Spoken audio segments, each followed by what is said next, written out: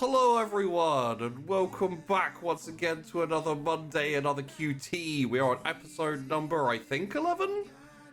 Yes. It is indeed episode 11. Which is very hard to believe. Yeah. It's really not. I love this show, and every time we show up, I'm like, hell yeah. So the fact that there's more of it is good. 100%. Yeah. I just feel like it like, you know, like when you're having fun, time flies, kind of that feeling. It Like, feels it doesn't- like both the 3rd episode and the 28th episode at the same time. Yeah.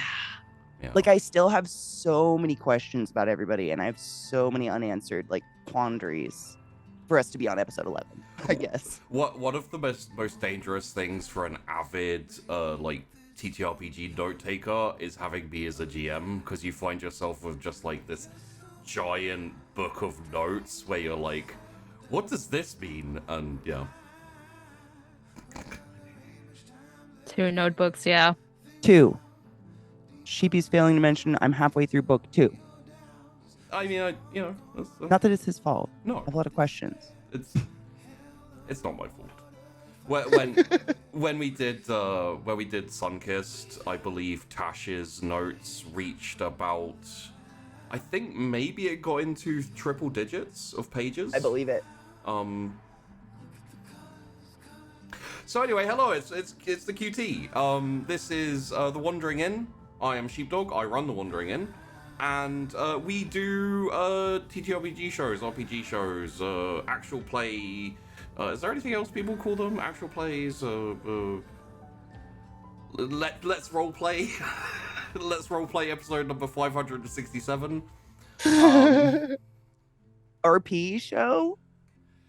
Yeah.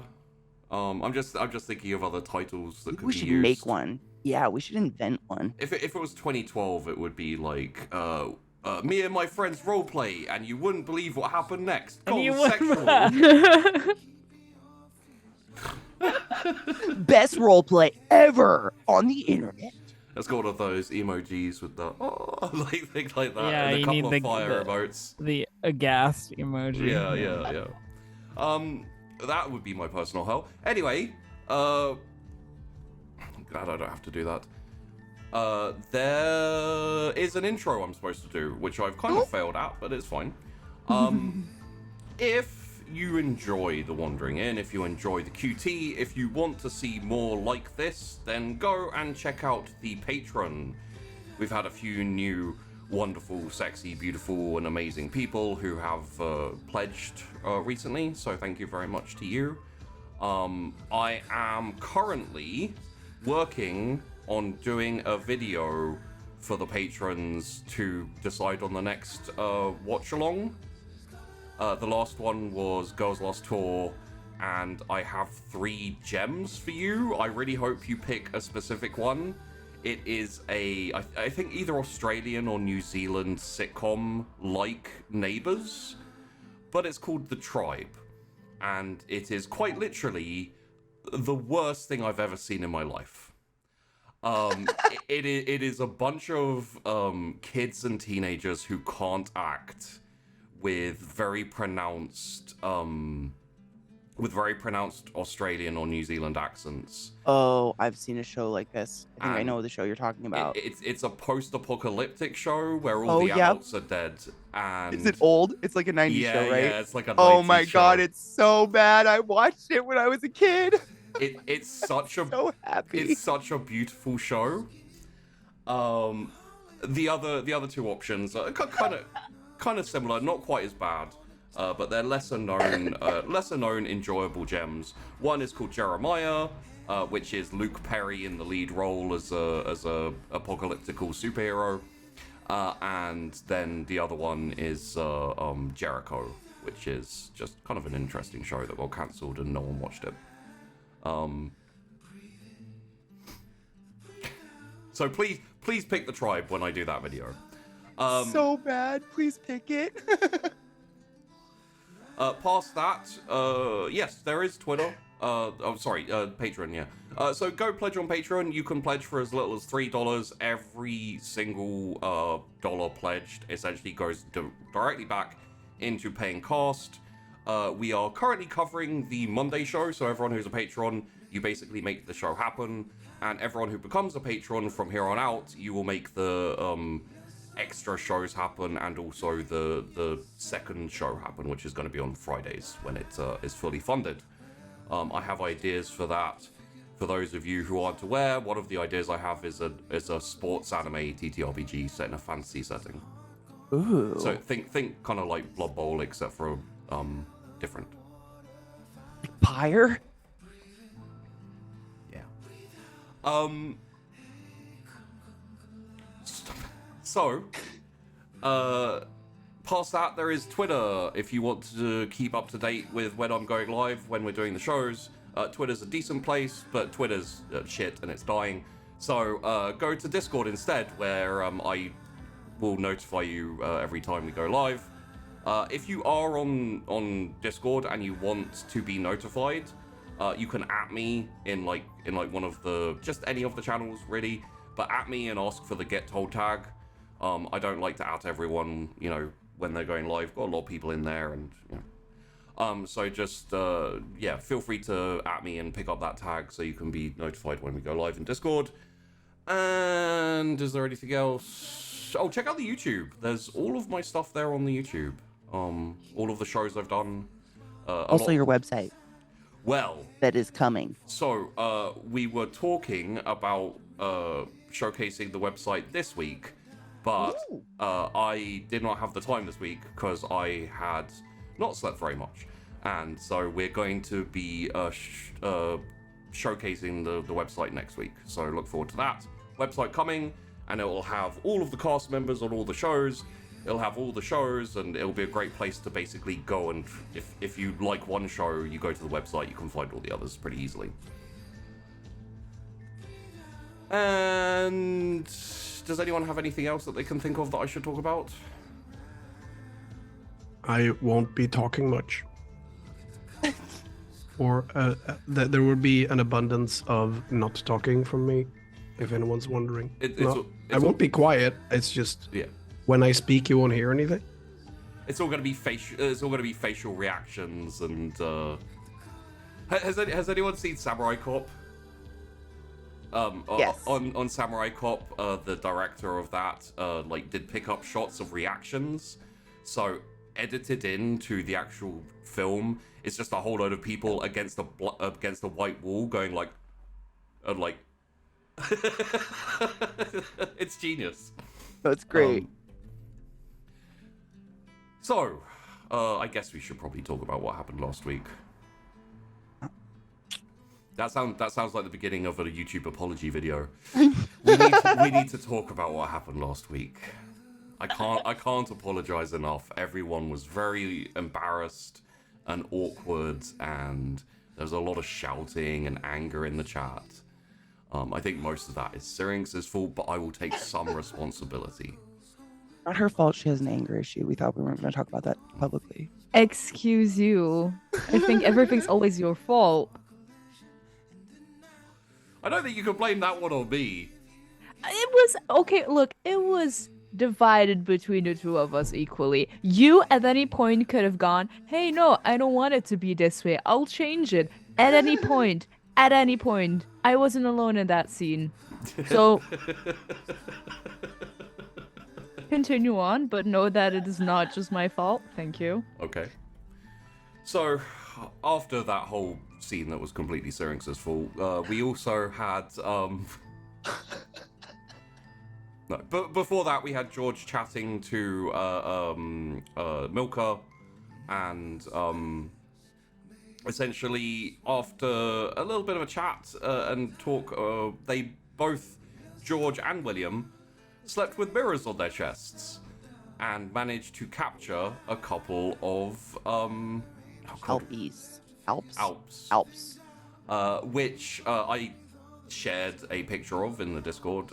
They're pretty horrific, and little bone white creepy demon things with like no eyes, and it's like a naked Cenobite.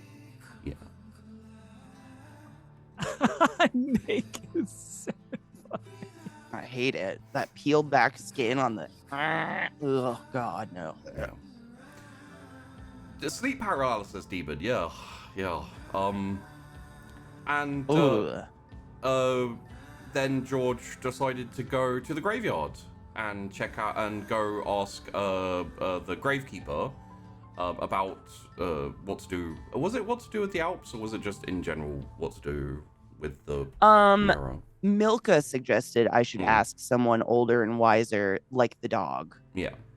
And I was like, oh, okay, I'll go talk to the dog. And then we went there, and the dog's home is literally just burnt to the ground. Just burnt to the ground. Yeah.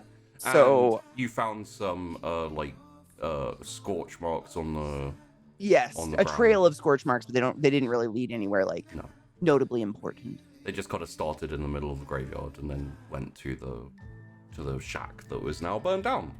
Yes, but it smelled very it smelled like I asked if I could smell it because of my tum-tum powers, and it smelled like Mr. Knight's blue bombs he hit me with. So now I'm like, Mr. Knight! That's all I'm gonna say. Yeah. And then went to the skate park and hung out with Joel and with William, and both William and George decided to go to the graveyard again to check it out, do a little bit more investigating, and that's probably where we're going to be coming in. But, past that, Tori has a date and also has a swim meet in the week. So, Tori content. Tori. I love Tori. Please subscribe for more Tori I'm gonna content. show Cecilia how to really screw up a date. I'll show you. I don't think that can be topped, to be honest. Honestly, now I'm very curious. Cecilia did a very good job of... Thank you. I mean, Thank okay, you. the difference is I will screw it up with elegance in class, and you screwed it up with tripping over yourself and falling. Whoa, that was unnecessarily attacking me, but sure. I'm just getting into character. Yeah. Oh. And yeah, there was the awkward date, as has been said. Semi-salvaged, and there was talk of another one, but I'm not sure how that's gonna go. It's a win. I don't know, in my man. Is book. there ever a date that's not awkward between teenagers? No. I feel like this is normal. Again, it's a win in my book. So, with all of that said, I believe that's it. Does anyone else have any other points that need to be touched on? I think that's everything.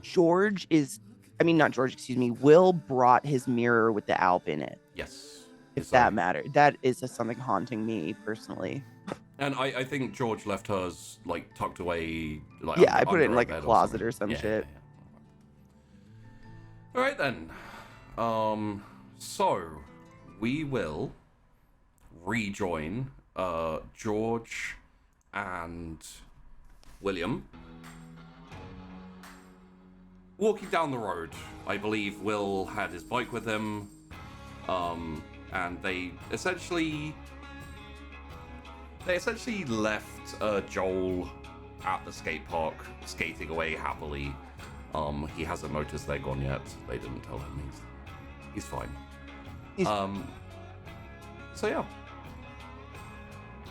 So basically, I want to go to the graveyard because Will can see trails, and I'm hoping we can at least track something. And also, if anybody doesn't remember, I gave Will, I guess we have it together, but the giant book that I found in the library that's very sketchy, that I think last episode we actually, didn't we get a little side scene of a creepy person looking in those books? Yes, you had an intro of someone walking up and picking up a book that said advanced demon summoning. Yeah, from the same corner that I picked up this book, which is the BBB or whatever. Wow, the BBB, Katie. It's the big book of demon shit. But Will's really interested in that, so he has that. So we're going up to the graveyard, which is burned down and gone and everything.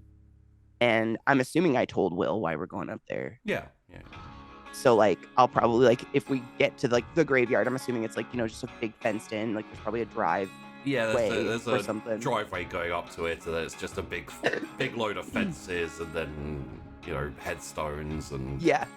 So I'll probably like walk through the until we can see the shed, not like all the way up. I'm not gonna like stick my nose against the burned down shed, but until we can at least visually see it. Yeah. And then I'll probably just stop in my tracks and kind of like poke Will's cheek. How do you turn it on? Get angry. Get angry. Yeah, I get angry or frustrated. That makes it pop out, basically. Shit, I didn't know that. I don't know how to make you angry. No, don't worry about it. I've got this. She's gonna take us like a weird little shimmy away. Like, I'm sorry, what? And Will starts thinking about how he got ripped out of his life in the UK and basically transplanted into America, and how all of his friends, who weren't many, but all of them are. He doesn't speak to any of them because no internet. Yeah. There's no way of communicating with them except like pen pal, and he doesn't do that. So, yeah, less angry but more hurt, I guess. But it should suffice. That's sad. And it does suffice. George, you see this kind of like slow manifestation of like red kind of scales all across the outside of the eye socket, and then the eye itself turns into kind of like a lizard style yellow kind of like iris, and yeah, with probably the big slanty pupil. Yeah. Yuckies. Oh shit, dude, your face. Yeah, I know. So you're like pissed? Yeah. She's gonna kind of like lean in, look closer. Actually, Will touch his face. Yeah. And he wants to compare. Has it progressed further? Does it go further every time, or does it go to the same point? It doesn't seem to have. Okay. If it has, it's not very much, and it's not noticeable yet. Good. That was a good call, though. Then I have a look around. Okay. I assume, George, you're gonna show him... Are you showing him the hut, or are you taking him to the trail? So I wanted to start him, like, before we got to that, like, just the opening of the graveyard. Yeah. To get it, like, if there's a trail going into the graveyard, like, I wanted to get a full scope of it, not just by the shed. Yeah. So if there's something starting before the shed, then we would follow that. But if not, then yes, I would take him to the shed, to where the burning, nothingness trail that went nowhere that I saw was.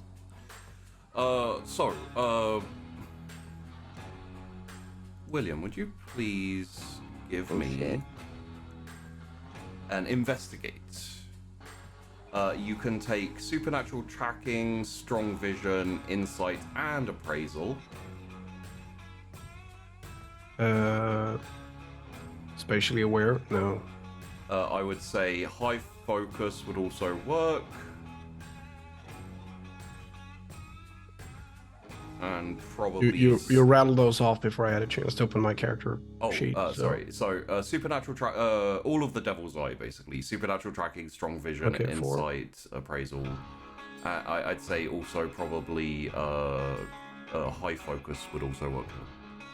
Okay. I think everything else is... I don't think there's any weaknesses on this one, actually. So, yeah. Okay. It's like five extras. Yep. Fucking A. Investigate, you said? I quit. Yes. If you need something investigated, look no further than young William Robinson. Great success. Oh. Fucking A. Very nice. So.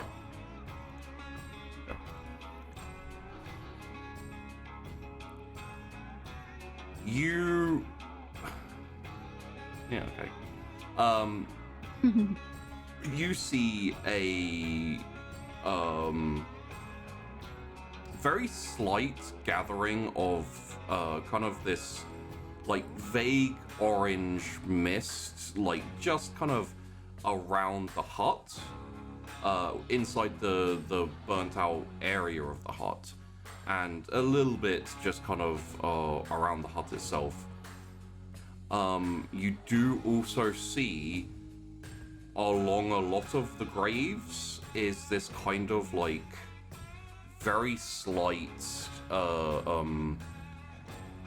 like black gray mist just kind of like hovering around above them, and that's pretty much it. When you get shown the tracks, there's nothing there. I describe what I see to George. Yeah. Nothing. Nothing here, but there's...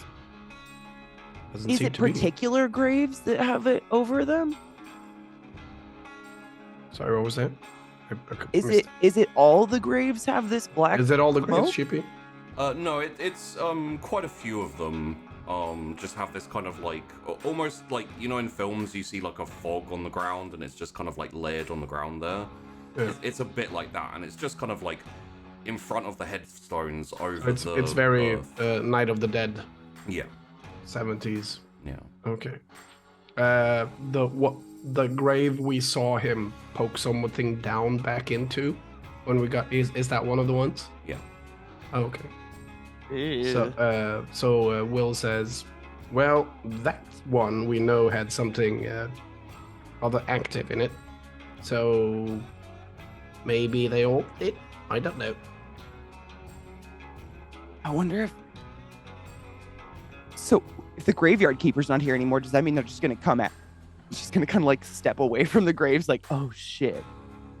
Are any of the graves like excavated or anything broken out of it? Something like that? Well, I don't know, but I'd rather not hang around to, find out. Nah, that's cool. I mean, if you don't see any evidence of the graveyard keeper, that's all I Nope. wanted to know. But nothing. Does that mean he like evaporated? Because you would I see no like clue. him leave, right? Yeah, probably. I don't know. Oh shit! Did he toast up in his shed? I'm pretty new to this thing. Nah, it's cool, man. I didn't know what else to do. But I knew you could see tracks, and I just don't like. Where would he go? He must have. Shit. I have no clue. Sorry. Nah, it's cool, man. Don't feel bad. And she'll like grab his arm and turn to leave the graveyard and walk back to find Joel somewhere. Okay. Back to the bike. You guys heading back to the skate park then, yeah? Yeah, I gotta get Joel. Yeah. Can't leave him. But she'll probably like, Gotta go collect the innocent boy. Yeah.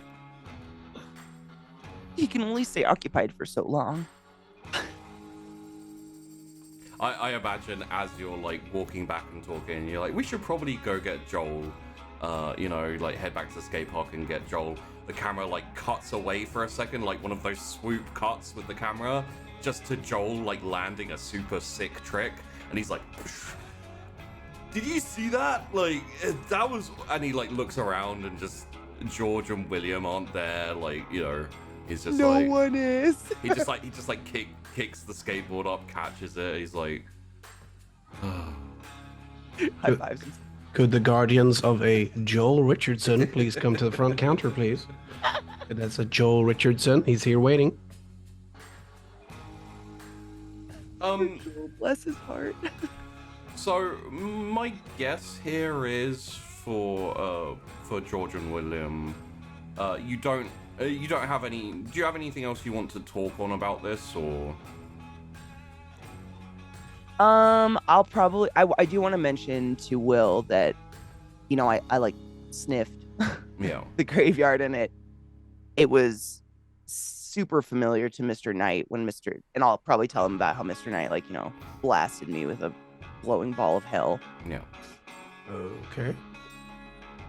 So I don't know if everybody's, That's not good, is it? stuff smells the same, but you think he's going around toasting people in the town? I have He no tried idea. to burn me? Mm-mm. I don't even know if it hurt me. Did it? I don't think it did. I think it just knocked me down, right? So it did, but the sensation you got when it hit you was it didn't hurt. It didn't hurt you, but there was a lingering feeling of pain, kind of like in your stomach, and like that. So Okay. it's hard to do. It wasn't. to precisely Wait. describe. No, totally. So you're saying it's not like an outward scar. It's not like No, a burn on my back. no. It's like an inward, just gross feeling Yeah. of like I've been injured. It's Okay. almost like when you, topical. It's almost like if you broke your arm a while back, and then you think back to that pain, and you kind of remember. It's like a ghost of pain. It's so much creepy. Apologies, Elf, but that was the first thing I thought of. Yeah, I tell Will about that. Like, yeah, man, he like with the lunch lady and shit. You were passed out, but he hit me with something, and it's like I've looked at my back a million times. There's no like mark, but it feels like I was, like hit.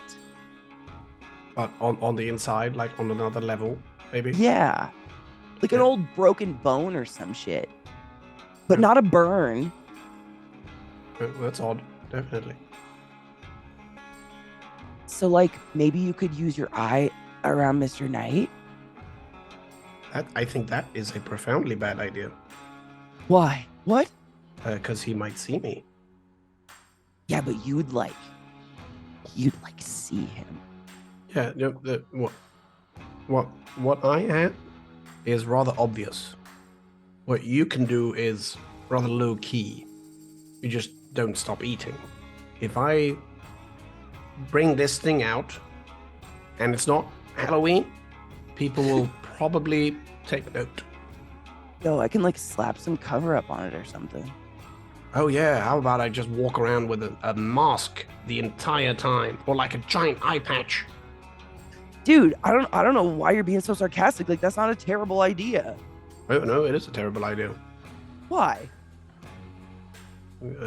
First of all, someone would rip it off within the first 3 seconds, and I would look ridiculous. Nah, you're right. All right. What do we do about? I mean, one of our teachers is allegedly burning people down. What do we do? I don't know what to do. Do we go to school? Oh, maybe Mr. Ashford. Yeah, that's probably a better idea. You think they're friends though?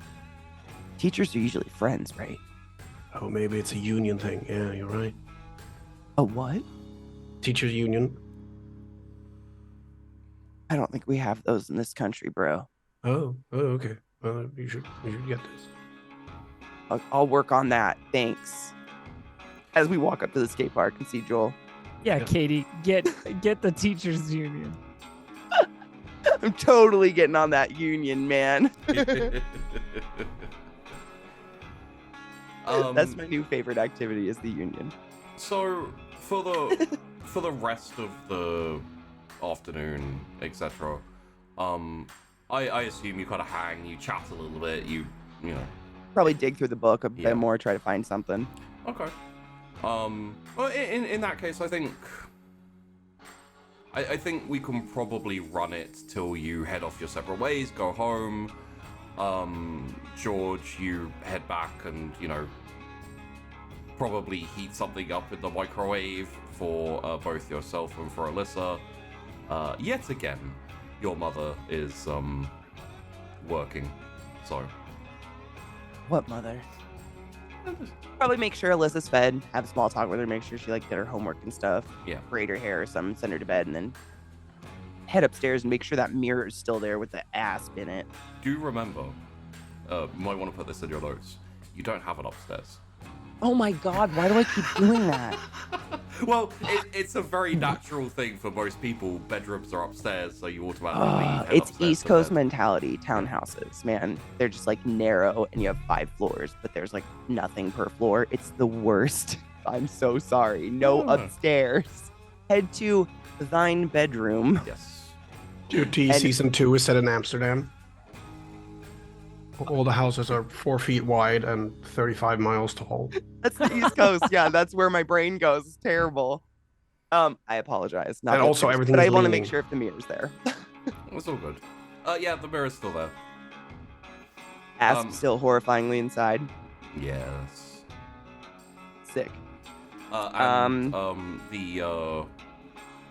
house itself is a little bit messy currently, but portion of that is probably because Alyssa's been home all day, basically. So Yeah, that makes. I mean, honestly, like, I probably would notice less the dirtier it got. Like the clean is probably like the stark, organization and cleanliness of it is probably more jolting than anything. Yeah. Yeah, I want to check the mirror and then I want to ask Pooka what does Milka think I should do with the mirror if Milka's around. And I want to tell Milka about the dog. If I can. If Milka's. Yeah, I don't really know what to about mirror. Sick. So we just have an asp now. It's out. What? It's alp. Alp, no asp. Asp is. An alp. We have an alp now. Dude, what happened with dog? I'm gone. So I went to the graveyard and his house was burned down. Is that normal? You don't burn things, right, Pooka? No, Okay. not usually. I poured your jar on it. Good, thank you. You're welcome. Do you know other people who can help? Who might know things? I mean, yeah, but like, I don't know if they're necessarily on our side. Just as a little aside, you're like sitting on your bed, staring out into space, talking, while this weird voice is coming from underneath your bed.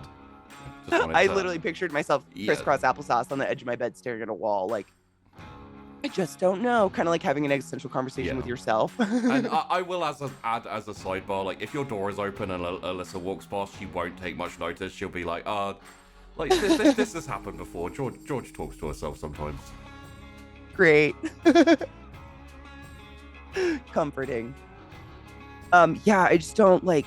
I mean, I know some people that I mean, they look older than me, and they definitely are kind of like special. But like one of them's kind of holding me for ransom to make like I work for him, I guess. Okay. That's kind of Ashford, right? Is he old? You know him. Oh? Oh no, you peed on the graveyard. No, just kidding.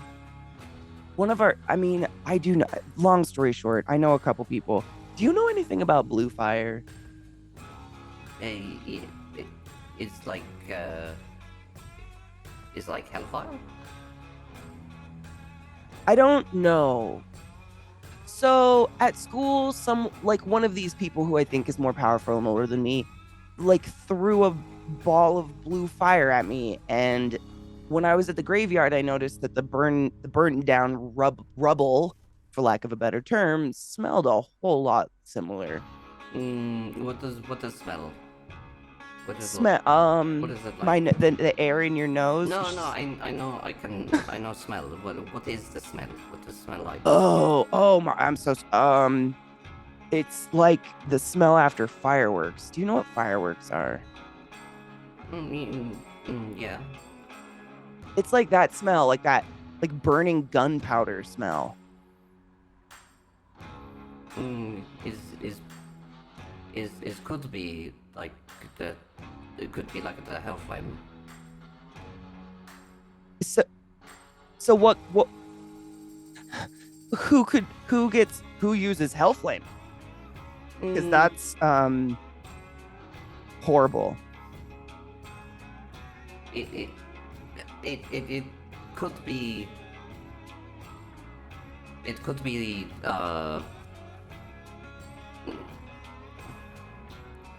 I'm not really sure how it works, but the dog could use flame from other places. A dog could use a flame. So he Yeah. could have burnt himself? He could have maybe. Oh. Is Hellflame harmful? Yeah, it is to us. It can kind To of us. it can kind of burn you out. It's like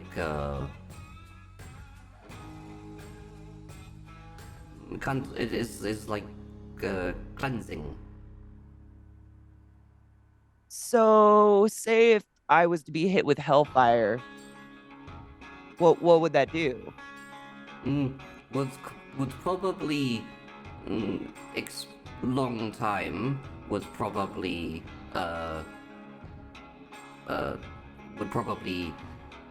like I don't know the word. It's like get rid of thing inside you, and then you die. Oh. That's comforting.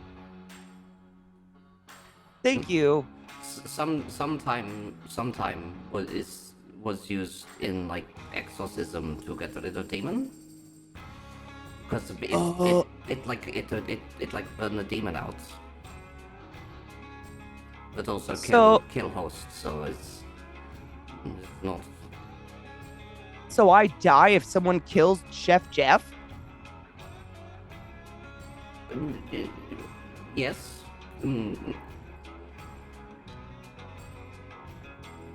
Okay. Well, because it's kind of like you now, yes. So like you are not just you, but you're also that. So if that die, then you die. Oh, that's messed up, Milka. So if I didn't have this, then that couldn't do that. No. But you could still be set on fire. You know, like normal fire still.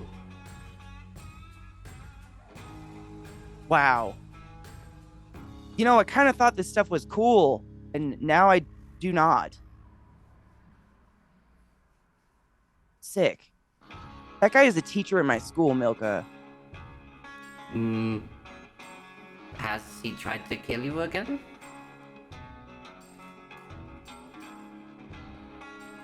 Not that I'm aware of, but the last time didn't exactly leave a mark.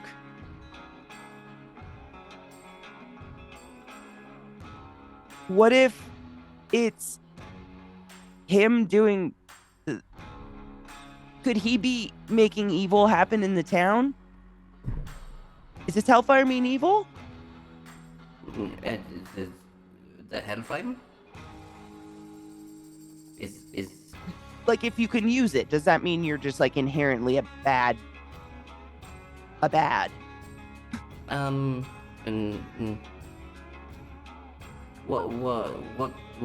would be bad? Like, what do you... Oh, what is, just like, you know, you're out to, like, hurt people who didn't do anything to you, necessarily. You know, like, if you were to pee on people and they didn't even offer to feed you. Like that. Does that make sense? I think so. It is, so it's like you hurt people, you hurt someone just to hurt, even though there's no reason to? Yes. That would be yep, that's evil. Yeah. Oh, So if you use Hellfire, does that mean you hurt people for no reason? I guess is what I'm asking. I don't think so, because there are lots of human who can't use that, right? True. But if you're not human and you use it, are you evil? Oh, I think there is always reason why if you're not human, why you hurt someone? Like, for example, if you're hungry and you want to eat, and you hurt someone, it is reason, right? So it's not evil. I suppose. Oh, then no, there's no evil. So then this guy's got to have a legit reason why he's trying to hurt me. What did I do? Milka, what did I do? I don't know. Is it just because I have this thing in the Jeff? Is it the Jeff?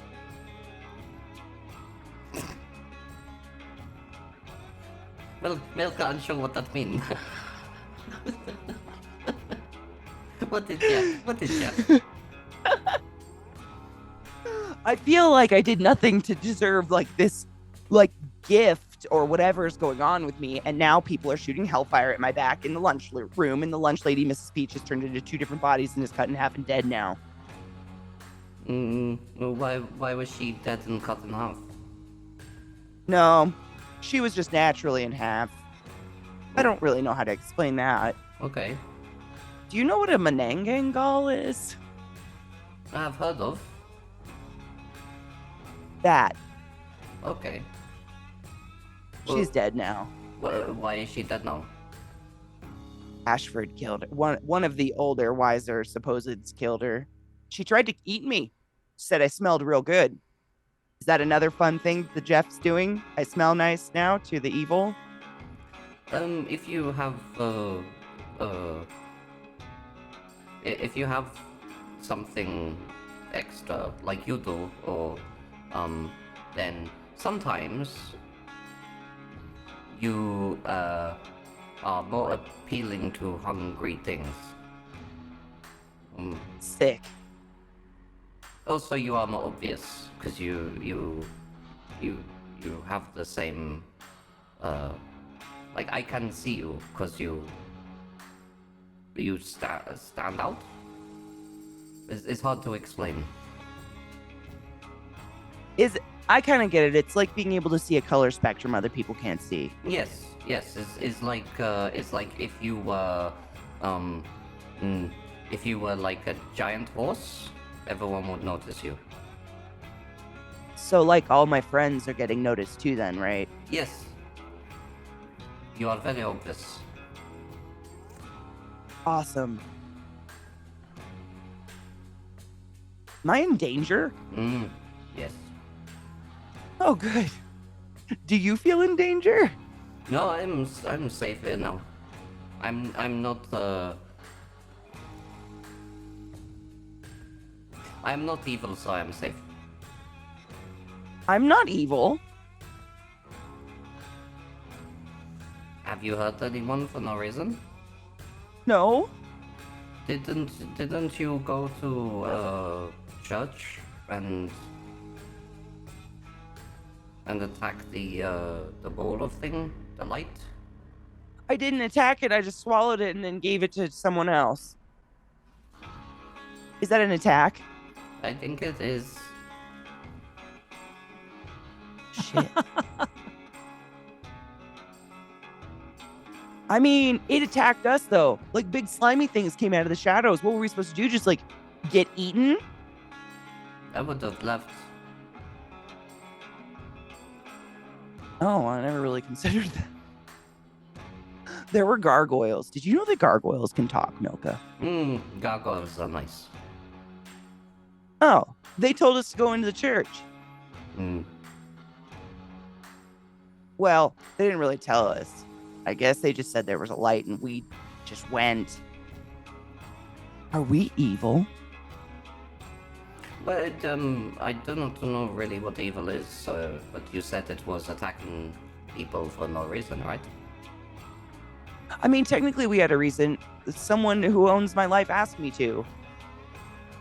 No, then that is fine, you're not evil. Oh, sick. All right. That's good to know. Thanks, Pooka. I appreciate our little talks. It's fine. Once I understand what this difference between good and evil is, very simple. Yeah, I don't think good and evil is that simple as I may have presented it, but I think that will work for now. Okay. But Pooka is good, yes. I think so. dog You've does- never done anything against someone. I mean, I'm gonna go with yeah. You're fine, Okay. at least for now. But don't like pee on my stuff, okay? Well, eat Pooka. I did. Did you like the food I got you? Yes, it's very nice. Do you have like preferences? Milk and bread is good. What about like goat's milk? Or like ostrich milk? What is ostrich? I don't know. Okay. It's like a dinosaur. I don't think they have nipples. I'm just kidding. I'm so sorry, Milka. That was a stupid question. Does milk preference or bread preference matter? Some challah? A French bread, perhaps? It is milk and bread is good. Okay. I can see we're probably not going to get anywhere with this. Thanks, Pooka. I appreciate you. I'll keep feeding you. Thanks for the good night talks. And she'll just kind of like flop backwards and stare at the ceiling like, what is my life? Not George. Night, Pooka. She stares in the darkness like, where the hell is it? Oh, something about George always deciding to get her lore drops from Pooka is Yeah, just... I feel like talking to Pooka is like one of the it's like a quintessentially stupid ass conversation because it's George trying to interrogate someone that doesn't communicate well. doesn't know much, doesn't communicate super well, doesn't have the same mentality or mindset, or even like basically they're barely on the same plane of existence. It's basically one George talking to another George Yeah. who has a different context for life. Like that's what it is. Pooka's my Salem. Yeah. He's just my dumb animal that I think is smarter than me, but probably is not. When you were getting into good and evil, I was just like, what does this thing know about good or evil? Like,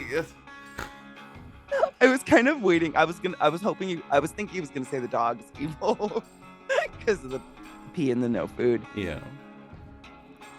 Evil to an animal is totally different. I'm into Pooka. I love it. I picture it like I just like go home and I sleep and then I come back to school and I'm like, guys, I learned a bunch, and they're like, and she's schizophrenic. Yeah. No, I talked to the darkness in my room and I learned about good and evil last night. Let's go. And- Definitely makes you look less mentally ill. yeah. Oh no. So, we fade away from that conversation. Hey, we got information. Yeah. And we join Tori. Aw. I don't know where you guys said you were. Was there mention of where you were meeting? I don't believe so, but also like it's easy to make an assumption here Yeah. that it's like somewhere relatively upscale and Yes. date quality. Yeah. So There's a plan, you mean? Yeah. Oh my there's god, a what would plan. Tori do if he showed up without a plan? Hashtag Yeah. Rodney. You would have to come up with the best surprise very quickly. Yeah. I think. I am going to say that it is a one of those classic like ice cream place cafe type things where you get those Oh, giant yeah. fucking glass Sure. things with like a huge sundae and etc. That's very 90s TV of you. I like it. I thought so. And when you get there,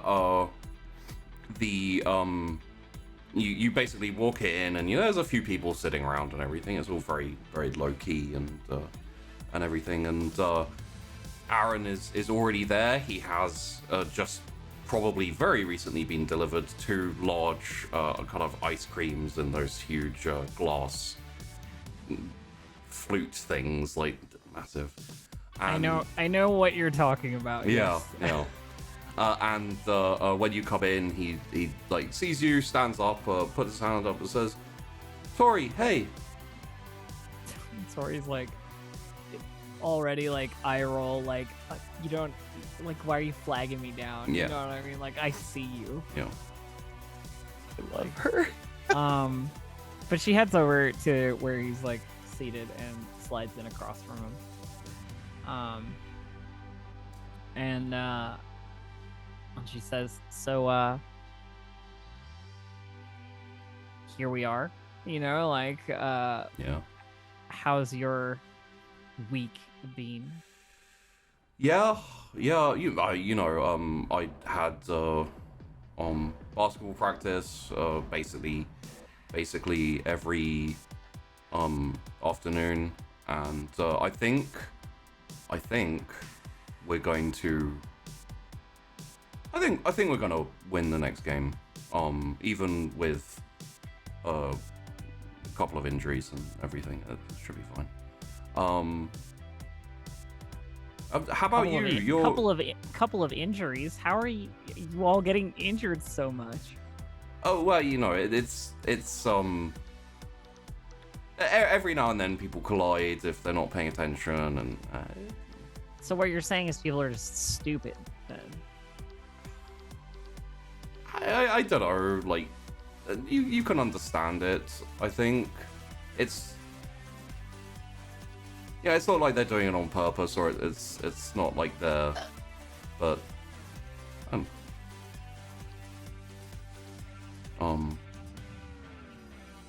Well, I mean, they have you on the team, so I think they'll do okay. Yeah, Probably. Yeah. You can carry them.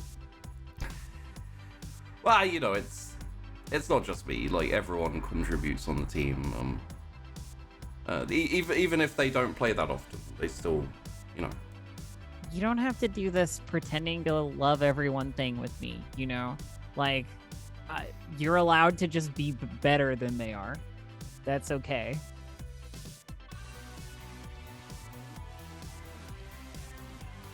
So, I heard your mom's back?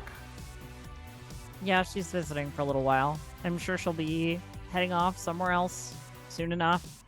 Probably Italy, France, the usual. Yeah. Did she say if she was gonna make your swim meet? She'll probably try. I don't expect her attention, to be honest. And I don't need her validation. Yeah, no, absolutely. She says in a way that suggests she absolutely 100% does. Yeah. Absolutely need her mom's validation. Yeah. I mean, I can kind of understand. You know, like when you have a whole lot of stuff to do, you're always busy. It can be hard to make everything, you know? Yeah, but I mean, it's priorities, right? Like, Yeah. No one gets ahead by doing things halfway. Right. Yeah. Yeah. I actually felt bad. I did say to Rodney that I was going to visit him when he got injured, but I ended up helping the coach with like putting everything away, and then I had to get home and help my parents. Well, I mean, from what I heard, he was well taken care of. Yeah, that's when Cecilia and him met, right? And that's when he finally asked her out. Like I said, that's what people told me. Yeah. Oh no, So I'm pretty sure he didn't miss you, is all I'm saying. Yeah, no, of course not. No, it's just I like them together, you know? I think they I think they fit. Yeah? Why? I know. Cecilia seems like a slightly more, like, nice, grounded person.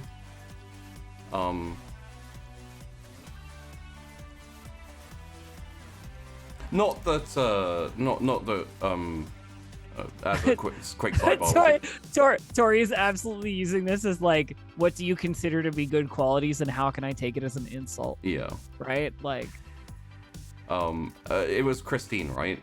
Christine was. It was the, Christine. You know, Yes.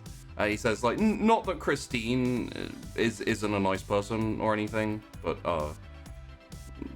you know, she's just a bit more Aaron, come on, you're doing it again. Like, you don't have. She can't hear you. She isn't here to need your qualification. Why not? Like, so do you actually think Christine is a nice person? Yeah. Or is that just like just a thing that you're saying? No, yeah, I think she's a nice person, you know. And just as a sidebar, you've never heard Aaron like dislike someone. This is why I'm going so hard Yeah. on this. I've never heard him say like a bad thing about anybody. Obviously, you know her better than I do. Hey, wait, you know pretty much everybody in this entire school, right? I mean, you know, I talk to people, yeah. So who's the short kid that's spying on on Cecilia all the time? You know, a little nerd loser type. I mean, Tori, like, you know, that's a little bit harsh, really. I call it like I see it.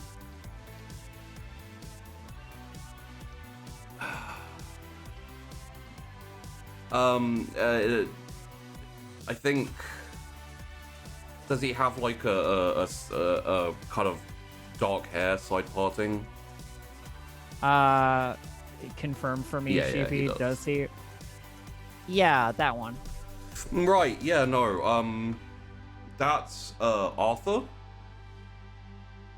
I remember when like a couple of years ago, he was trying to get everyone to call him Artie, and Is he like in our year or?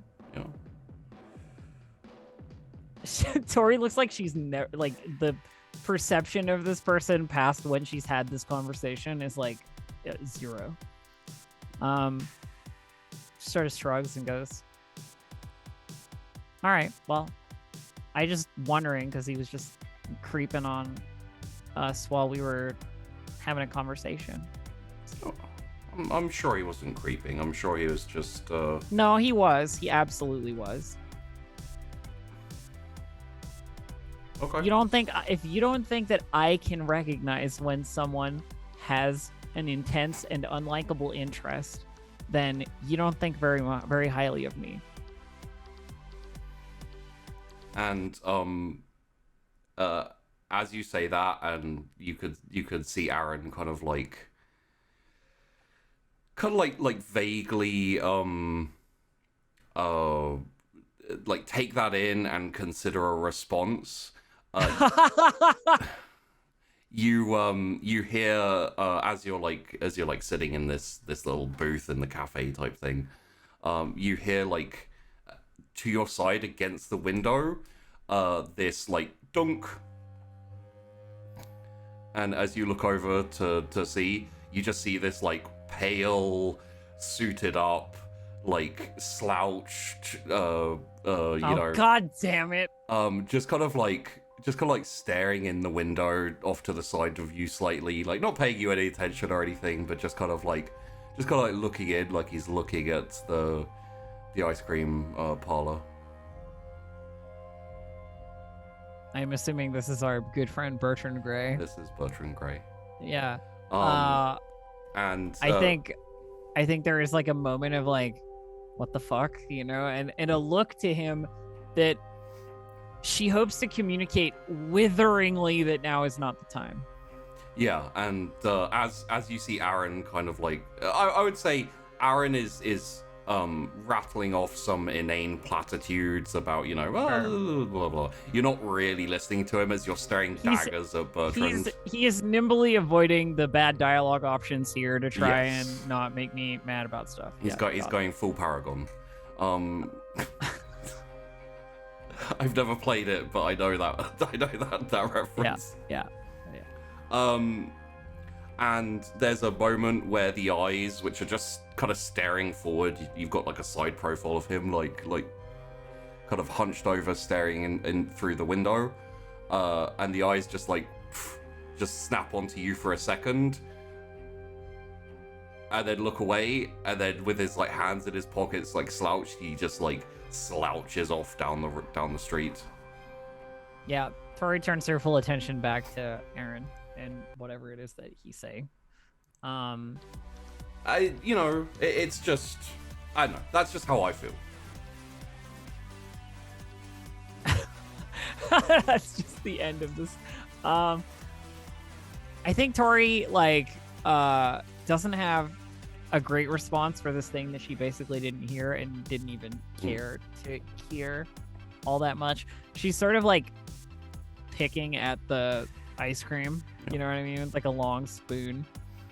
And eventually she says,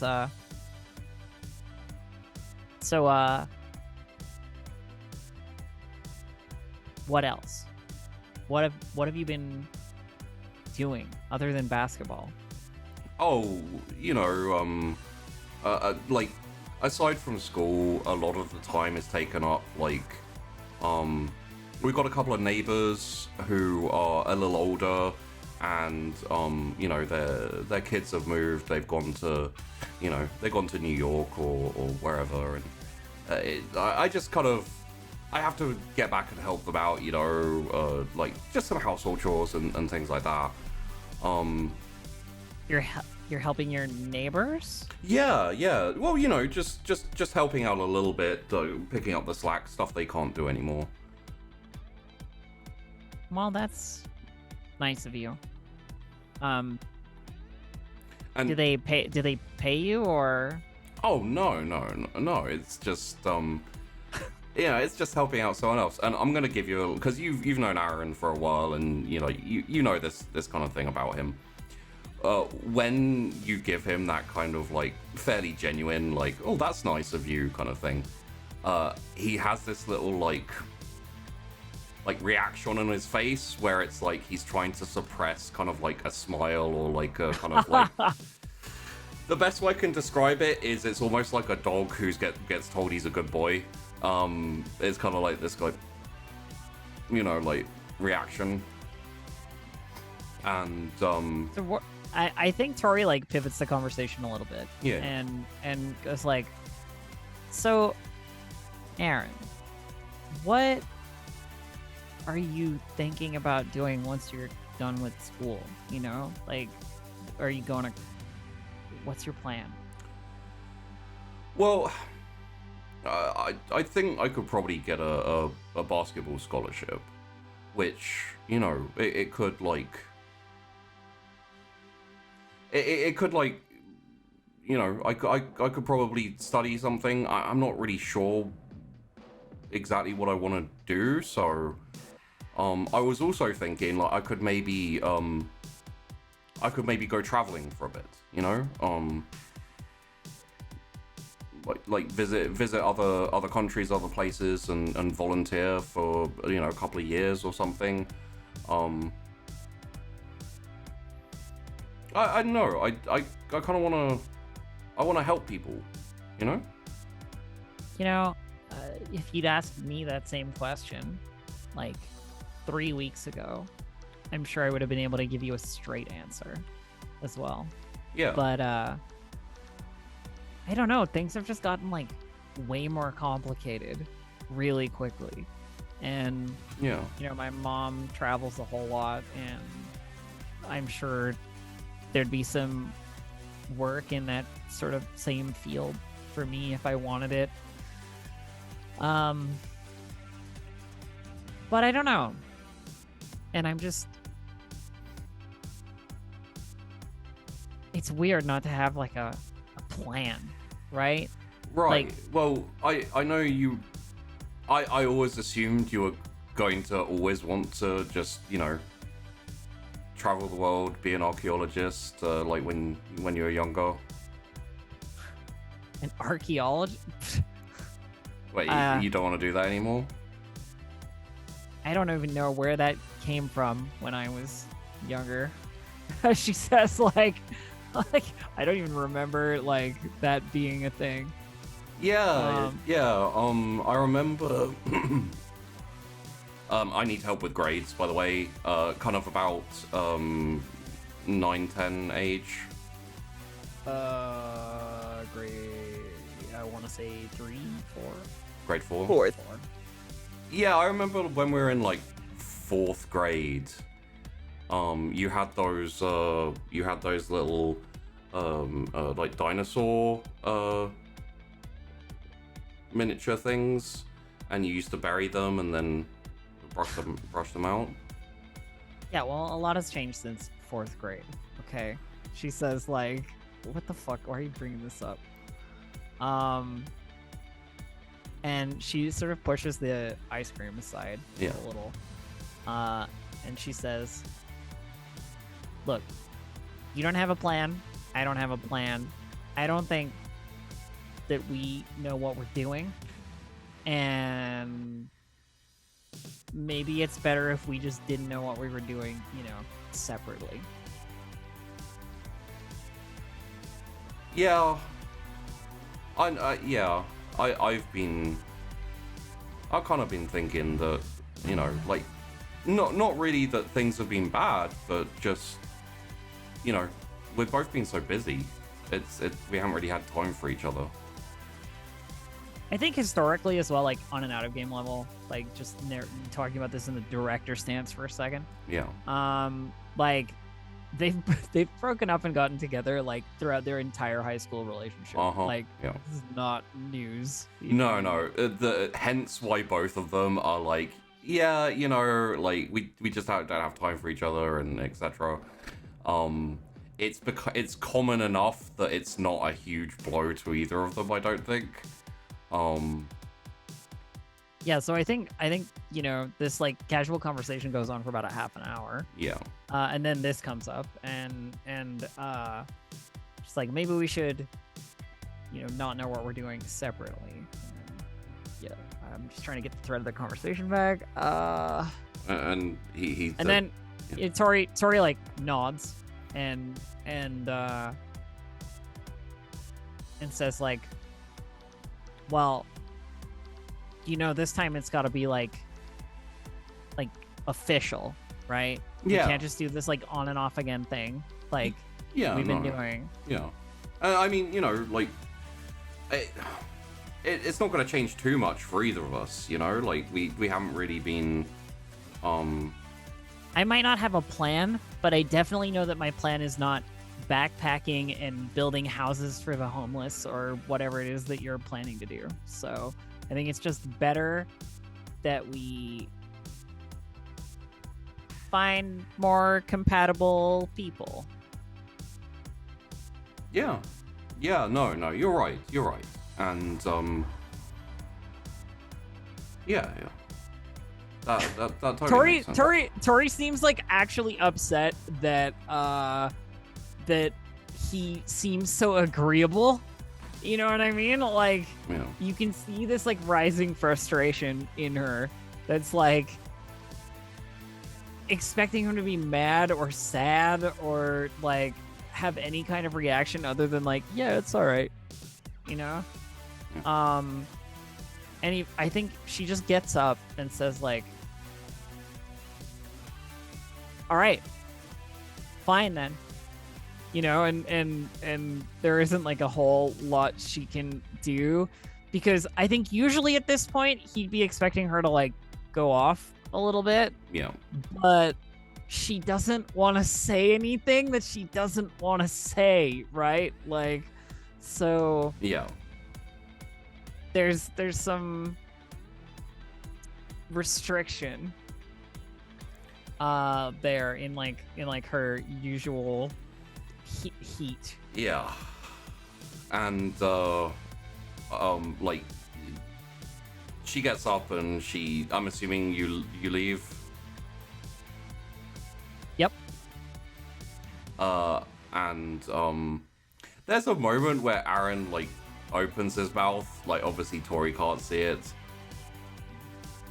but he decides to actually say anything and just lets her leave in silence. And after a little bit, a waitress comes over and like semi-flirting with him, you know, just a little bit. Maybe just just interested already. in tips. I don't know. But he pays for the ice cream, and a little bit later he also leaves. Frustrated Tori looks up and down the street for where Bertrand may have wandered off to, because that was not an accident. Yeah, he just wandered off down the road.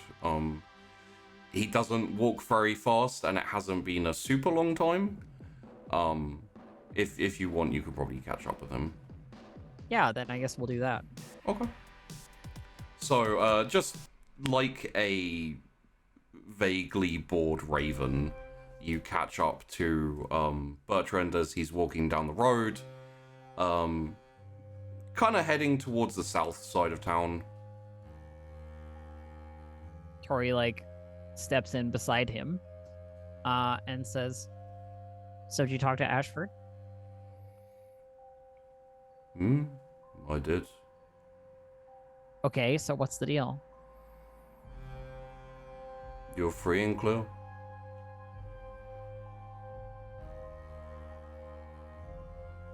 What does that mean for me when it comes to school and what I know about him and all that kind of stuff?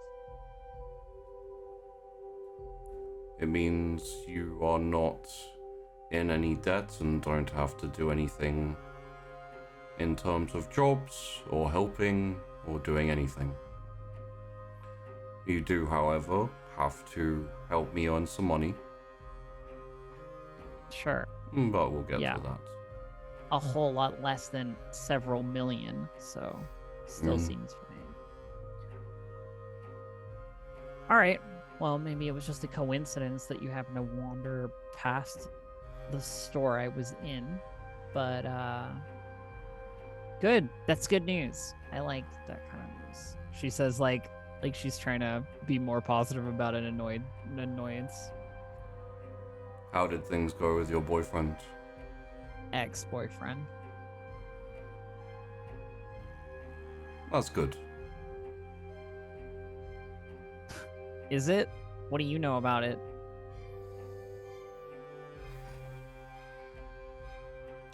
People like that will only get in your way. In my way? Hmm.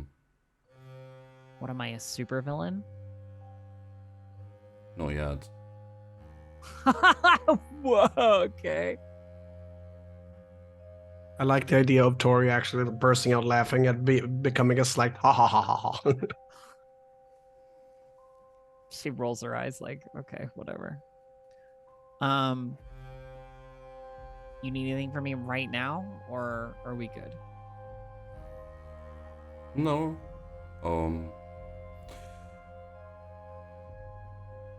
Which way's the bank? Down that way, turn left. Okay. Well, I'll see about finding a good mark, and then we'll get to work. I'll come find you in a day or two, maybe, and we'll start work. Sure. I mean, I don't think it's going to be very complicated. And he looks around. He goes, reaches into his pocket, pulls out this kind of like old weird looking coin, and offers it over to you.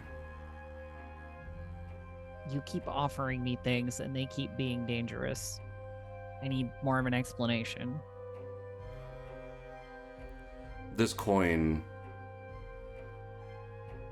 will let me know if you're in trouble. I'd prefer you didn't die before we've earned our money. She just takes it. And you don't have any protection anymore, so... Well... I guess this'll do then. Takes it. Puts it away.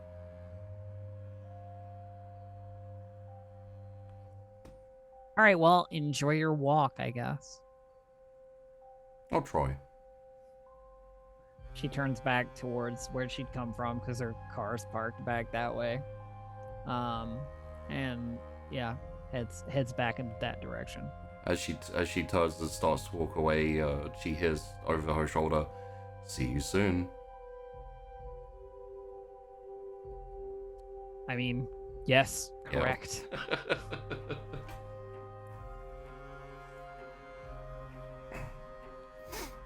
And Bertrand wanders off, and Tori goes back to her car and heads home.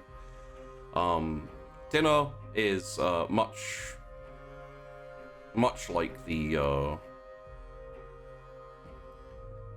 much like it ever is when Mother is home. It's a bit more repressed. It's a bit more quiet, and there are pointed questions like "How's school?" and "How's this?" and luckily there isn't another repeat of "How old are you now?" But Tori is less engaged than usual in such discussions. yes, Though it probably doesn't matter that much. You know, she's already she spends her evening on the phone to her various friends, being like, I broke up with Aaron, just so that if anybody says otherwise, it was me, I did it. You know what I mean? That whole thing. Get the news circling. yeah, and I'll say as well that it is the first they've heard of it, so And there's a lot of like, and it's for real this time, and you know, we're not gonna get back together, and blah blah blah, that kind of stuff. So just very quickly as we move on to the next day, and you know, this is going to be the start of school and everything. Would anyone like to initiate conversation with another person so that Sheepy could do a quick thing? Okay. No, Cecilia. you will hold it in. We will go. As long as Thing. it's We will- not Rodney. Let's just lead in yourselves and Yeah, be got right it. back. Oh, So Sheepy has the bladder size of a Brazil nut. yeah, but the funny thing is, I thought he meant like, does anyone else want to have another conversation before the next day starts? I was like, yeah, I want to talk with the NPC at home, and then Sheepy's like, Yeah, all right, I'm no. bouncing. Sheepy meant between us. Like, Yeah, he did, but it wasn't clear. Aren't we on a weekend now? we Yeah. are right now. Yeah. Yeah. I mean, I can make excuses to phone either Cecilia or George. I can make excuses. Or we can entertain as is, and George can have another discussion with an imaginary person in the room. My imaginary person's gone. Or as people on Twitch are saying, we could just talk to Chad instead. Yeah, we can do that. I mean, it's a weekend. I'm just trying to think. Like last weekend, I George. went to Will's house and his family scared the shit out of me. Come over to Tori's house. Get even more scared. Oh my Go god! swimming, what the- go swimming in the swimming pool they probably have in the backyard because they're so rich. No, we do. You know, I we would do. drink it though. I would just drink your pool for funsies. What? Be hilarious. Just find me in an empty pool skateboarding. Pranks. Imagine. Dude, the bowl is sick. I Imagine- just want to bring up something that Yeah. is very true to real life. Archaeologists do not dig up dinosaurs, but everyone Okay. thinks they do. I mean, So What the hell, bro? Yes, no, we fed Milk. wh- I fed Milka. I study archaeology, and my professor says that it's so common for people to think that we study dinosaurs that we're going to do some basic coursework with dinosaurs because you're expected to know. Wait. That's how bad it is. Seriously? Yeah.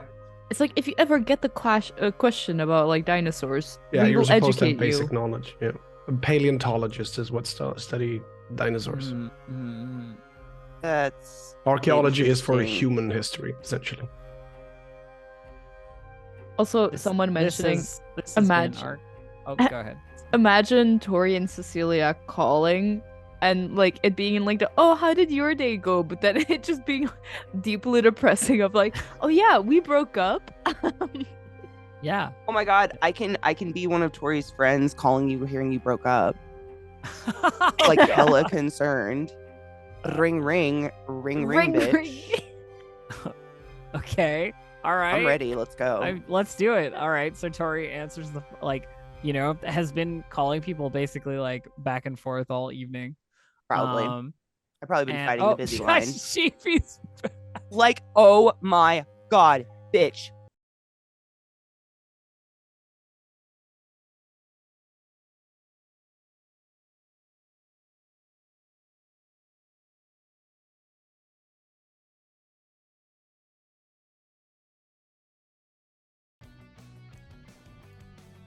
Nothing happened. Everything Yeah, is now we're fine. back. The magic. So to like seeing as we've had a little break in the thing anyway. So I had to get up very quickly to let Bentham in because Bentham is crashing with me today. Yeah. And I muted to go out, and then when I came back, sat down, hit unmute on my microphone, and since then Go XLR has crashed 5 times. So Go XLR. I apologize for ridiculing the size of your bladder, sheepdog, because you always run off in the middle of the show. I was like, I do. It wasn't that this time, so I apologize. No, I also heard you poo-poo my awkwardness comment and say that it's all my fault. And I heard. Yes, that is true. It is your fault. I heard you agree with him as well, Syrinx. Yes, So just know well, I've got all of your I numbers. I won't apologize for the truth. I will apologize, Just however, know as for well, being Sheepy, incorrect. that you asked like oh does anyone want to like interact or have another scene before we move to the next day, and I was like oh yeah I do, and you were like great, I'm moving away, good. And then I said oh but I thought you just meant in general I was gonna talk to an NPC. I was like Yeah, well, do it. No. Do I it. said, does anyone want to talk to any of the other player characters before? Because I needed to. Take it away, Syrinx. I Let's needed go. people to cover me. oh you don't want to continue the phone call? We were just filling time, honestly. Like Honestly, like the connection dropped, and Yeah. it's like, dude, hello. phone Sad. line. But on the plus Overburdened. side, Syrinx's camera looks way better now. So No, there you go. Dude, sad. really. All right. I don't want to make a long scene out of it, but I do think it's natural that in the evening or like even afternoon, when Cecilia would come home, she would have a confrontation, you might call it, with Tina. With Tina, yeah, okay. And I don't think that can be avoided. No, I think yeah. Okay, let's So after the date, you find you come back and obviously probably mixed emotions. And you search out Tina. She is just kind of. I won't search her out. I'll wait until dinner time when we are forced to meet. Okay. Well then you wait until the food has been laid out and you're both sitting down and starting to eat. And there's been a very small amount of like, kind of, oh, how was your day? Like all very light kind of things. She hasn't asked about the date yet. Then I think the moment she asks for the first time when we are sitting down at the table, Cecilia wouldn't have brought it up before, so she'll go like, yeah, it went great. Yeah. Oh, good. Yeah, I really don't know what all of the fuss was about when you said not to get expectations up and stuff, Oh, yeah. No, I mean, like it's different for everyone's different. It really does depend. Yeah, definitely. Also, probably also depends on the people. So like. Yeah. So what did you do? We did the thing that everyone loves to do on first dates, which is go to a movie and then grab something to eat. Movie. Yeah. Classic. Okay. Yeah. That's Yeah. nice. It was a great choice. Definitely planned ahead. Uh-huh. Yeah, but you enjoyed yourself? Like, when's the next date? We haven't like put a date on it yet, but we did, mention that he did mention that there would be like a second one. So, it'll be fine. It was good. Probably the next one will be good as well. Better maybe even, who knows, right?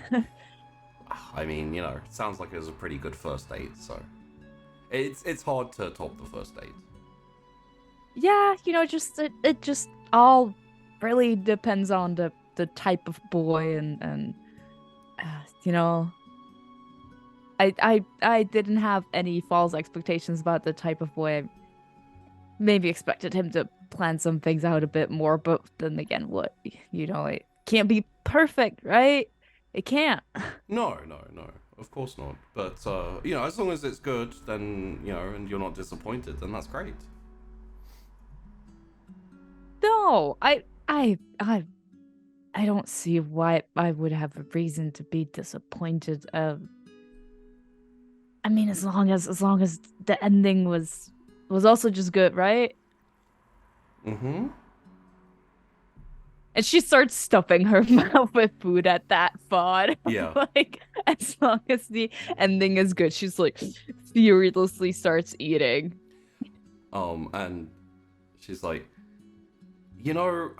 for a second, I was a little bit worried because, obviously, with both of your parents out at the moment, I was like, oh, maybe it's a bit irresponsible for me to, like, for you to go out on a date and everything, no parental oversight or anything. But I know, then I realized, like, Cecilia's sensible. Like, she's gonna be back on time. She's not gonna do anything crazy. So, did you think I was gonna like? What did you think I was gonna? Oh no, happen? no. Just like I mean, like No, I have heard about like people driving to like up there to stargaze and stuff, but like no, I meant more like going into the city and going to and getting drunk and all those type of like wild teenage things. It's but Tina, you've been with us for like a long time now.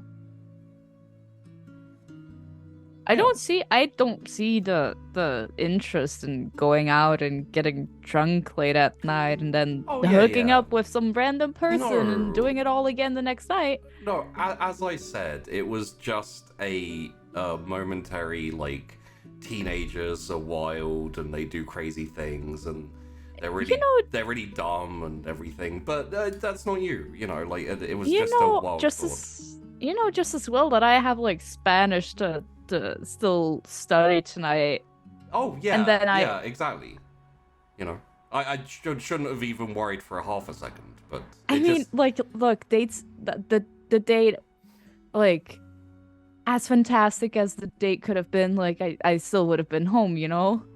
Yeah. Like, and you know, my date should also respect that. Like I can't just change the every plan I have made already. So it just fit in perfectly, but I wasn't like gonna like I had an end time, you know? Yeah, no, I know. As I said, it was a very quick, fleeting thought, and then that was You know, if those are like memories from when you were dating in high school, that's like totally valid. Just like yeah. just know that it's like not the same I for know. us. I know. Yeah. I think thanks for dinner. I always appreciate it when you're here because, like, at least when you're here at dinner, I have someone to talk to. I don't just have to do it on my own. Yeah. But I think I'm like go up and do that Spanish I was talking about. All right. If you don't need any more help, that is. No. Yeah. Okay. Thanks for the help today. Really appreciate the advice. Oh yeah, absolutely. I'll clean up. Don't worry. And I'm glad you have a good night. Not everyone has a good first date, so I'm glad it worked out Not for you. everyone's me. Right. Yeah. Good night, Tina. And Yeah. Night. she will head back up. Just to say, I don't think Cecilia notices it, but there is Yeah. a slight clipped nature to Tina, like towards the end of that conversation there. She wouldn't notice. Yeah. I don't think she'd notice. But she will Not go everyone's upstairs. me. What a dick. I know.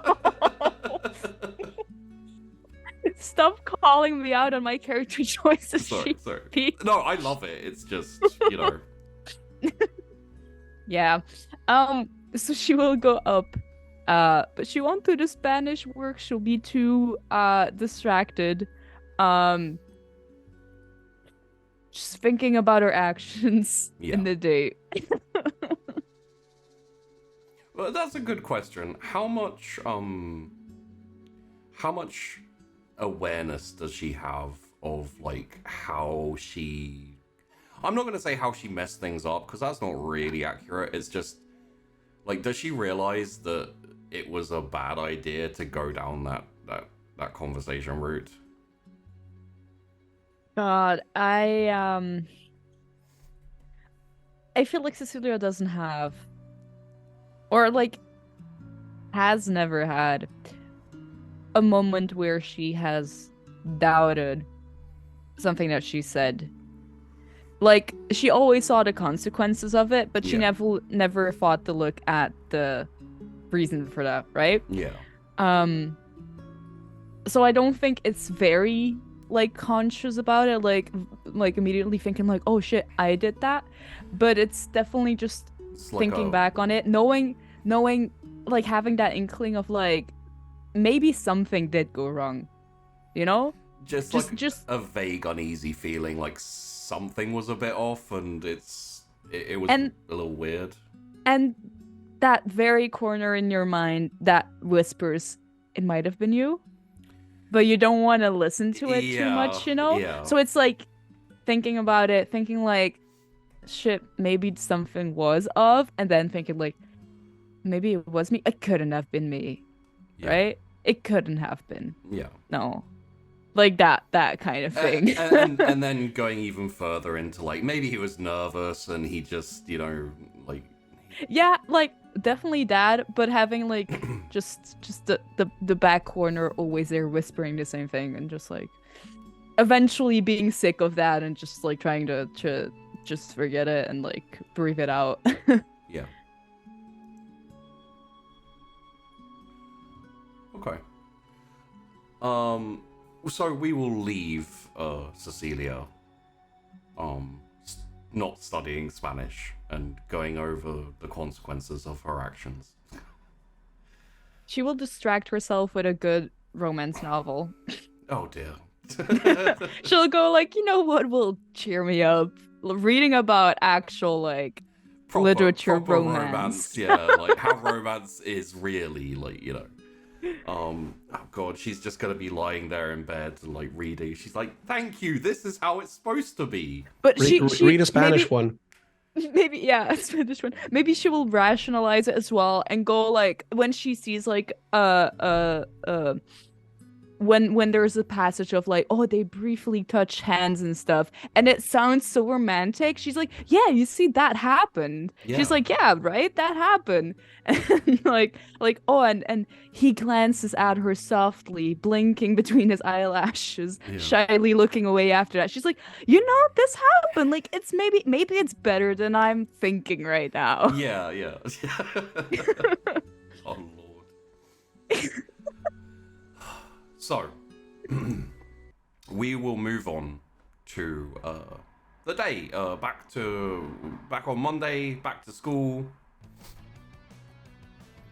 You guys do your regular morning activities. You know, we've seen them before. We know what they are.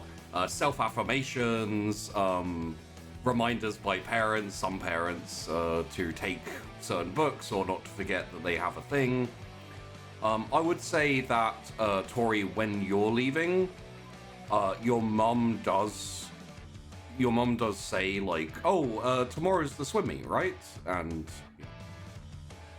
she gets, Tori confirms, like, yeah, if you can be there, that would be great. yeah, I have, freed up some time, so if I'm not there at the start, I should be. But if I'm not, I will definitely make it there. Well, I'll try not to beat everyone by too high of a margin then, just so you can see the end. Yeah, don't beat everyone too quickly. And then Tori, like, pleased leaves on that. And, you'll get to school. I think, honestly, the Monday especially is a pretty standard school day as far as everything goes. I don't know if anyone would like to chat with each other. I know there are some things that have been going on and happening and everything. So it's been an eventful weekend for everyone. I mean, I have to ask Cecilia about her date. Yeah. And so I don't want to interrupt the conversation, but what I will say is, when in the course of you talking to Cecilia, Aaron does walk past and smiles and like nods at you. He doesn't like stop or say anything, but it's just kind of he seems fine, which I'm assuming will annoy Tori a little bit. Yeah, but if he's fine, I can't look not fine. Is the other Yeah, thing, yeah. right? So you smile and I am know. just innerly annoyed. Yeah. But yes. So I assume that Tori essentially corners Cecilia. I will fairly early. I will accost Cecilia at her locker in the morning. Accostation. Yeah. Circle like a shark. Could I flourish this a little bit? So Please. Cecilia's like gets into school, like goes to her locker, like opens it up. You know, kids are walking up and down the halls and chatting and talking and everything. She's not really paying attention. She's in her head. She puts a couple of books in, takes a book out, and then closes the locker. And we have the camera looking from the side as she closes the the locker. classic locker shot. Tori's just there, like And staring directly at her. And I will add that Cecilia is maybe a bit jumpy because she's like uncertain about all of this. So Yeah. she may be a bit more jumpy. So it's ideal. Yeah. When she closes the locker, she's like, hey, Tori, I did not see you. Not used to that. Normally you have like Tori's response, like, I'm not that scary, am I? Like, you know? No, it's I'm not used to you coming from like hidden corners. Normally you're like in the middle of the hallway, you know, very visible. Yeah, well, you know, Monday morning, time to kill. So, Time the date go? Oh, yeah. It went good. Like, it was a good first date. Like you're gonna go for another kind of good? Like you're now officially dating kind of good? Or, like give me some details here. like I don't know if you want to call it officially dating. But I mean, I don't know. Just listen, if like you don't him, don't then... don't ask Rodney. I would say yes, but maybe. But yes, we're going on a second one. So you'd say yes, but don't ask Rodney. I don't know. You can ask him, just maybe not tell me if it's like it's. Do you want me to ask him? No, I can ask him. No. If look, he asked me on a second one, so I am assuming it's perfectly the same for him. Okay. Well, sounds good then. How did your day go? Oh, Aaron and I were done.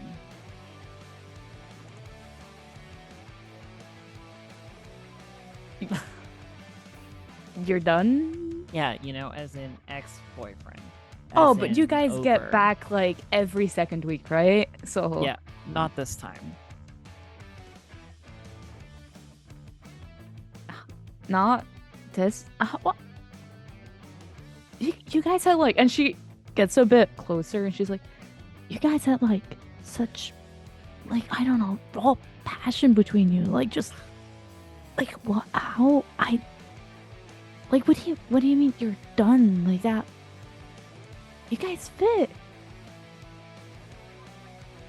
Tori, shakes her head a little bit and says, listen, maybe from the outside it looks like that, but we're just different puzzle pieces, And I mean, there are other options.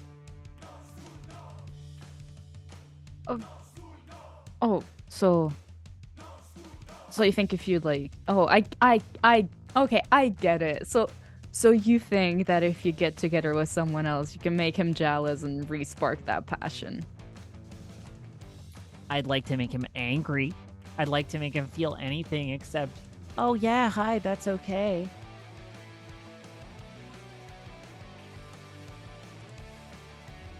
So you want to get together with someone else and make him feel anger and passion? I mean, I would be against that. Oh, but you should have just said that immediately, not just said oh, we broke up. This is something different. You want him to go for you. You want him to want you. That would be a start. Yeah, but you deserve that. So I'm sure you're Tori's like, you're damn right I do. Correct. Look, those plans with people like you, like Aaron and you, who are totally you can see that you're meant to be together. If you this whole plan of breaking up and acting like you're distant, you don't want to be together again, but then making him want you again, it always works out. In every single novel, it always works out. Well, it either works out or you end up with a better option anyway. So, I don't really see how we can go wrong. It's so, yeah. You will get out of this way better.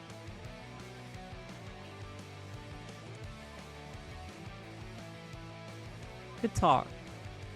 I hope your second date goes as well as your first. One can even hope that it even goes better, Yeah. In theory, I could help with the whole dating thing. Confidence or, I don't know. I just say that because I can make people act differently than they usually would. Well, why would I want to act any different than I usually do? just a thought. It's not, you know, if you want to impress one way or the other. You know, it's like, you know, it's super nice of you to offer and all, but like I can fully impress just being myself. And Oh, I don't doubt it. We're friends. You know what I can do, and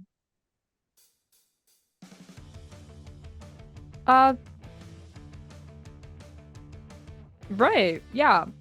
Not needed at this moment, but like, again, I appreciate it. great. Well, I'll see you in class. Good luck finding that hot second. And she goes. Okay. For today, you have pretty standard classes actually. Nothing that I need to like highlight or touch on. You do have a lesson with both Mr. Knight and Ashford.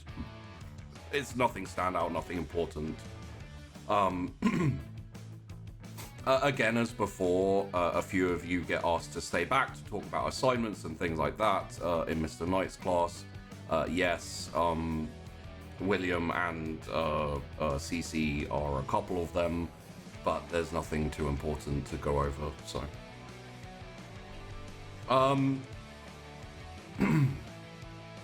I would say in the afternoon, it's pretty much the standard end of school, open season on doing what you like. I totally forgot to ask Cecilia about swimming, which I should have done during that conversation. You wanna throw it in as like a quick kind of like walk it away aside? Oh, by the way, you're on the swim team. Tori starts to walk away and then turns around as if she's remembered something. Yeah. He goes, I imagine Cecilia was sorry. doing something else again, and then like again Tori comes up for the second time. Again, Cecilia's not expecting it, so when you speak up, she's like, "Oh, I get the double startle. Hell yeah." yeah. Weren't you? Yeah. Weren't By you the leaving- way, I just remembered. I was going to ask, how do you feel about swim team? It's great that you do it. I kind of have like No. I mean many for clubs already. you. No, I mean for you. We could use someone a little stronger than our last string. Let's just put it that way. You'd be doing me a huge favor. Oh, you want me to join swim practice? Yeah, I do. I mean, I could totally look at my schedule and see if like I can fit it between all of the other clubs I already have going on. But if it doesn't overlap, I can think of. I can definitely. Great. I'll make sure you're added to the roster.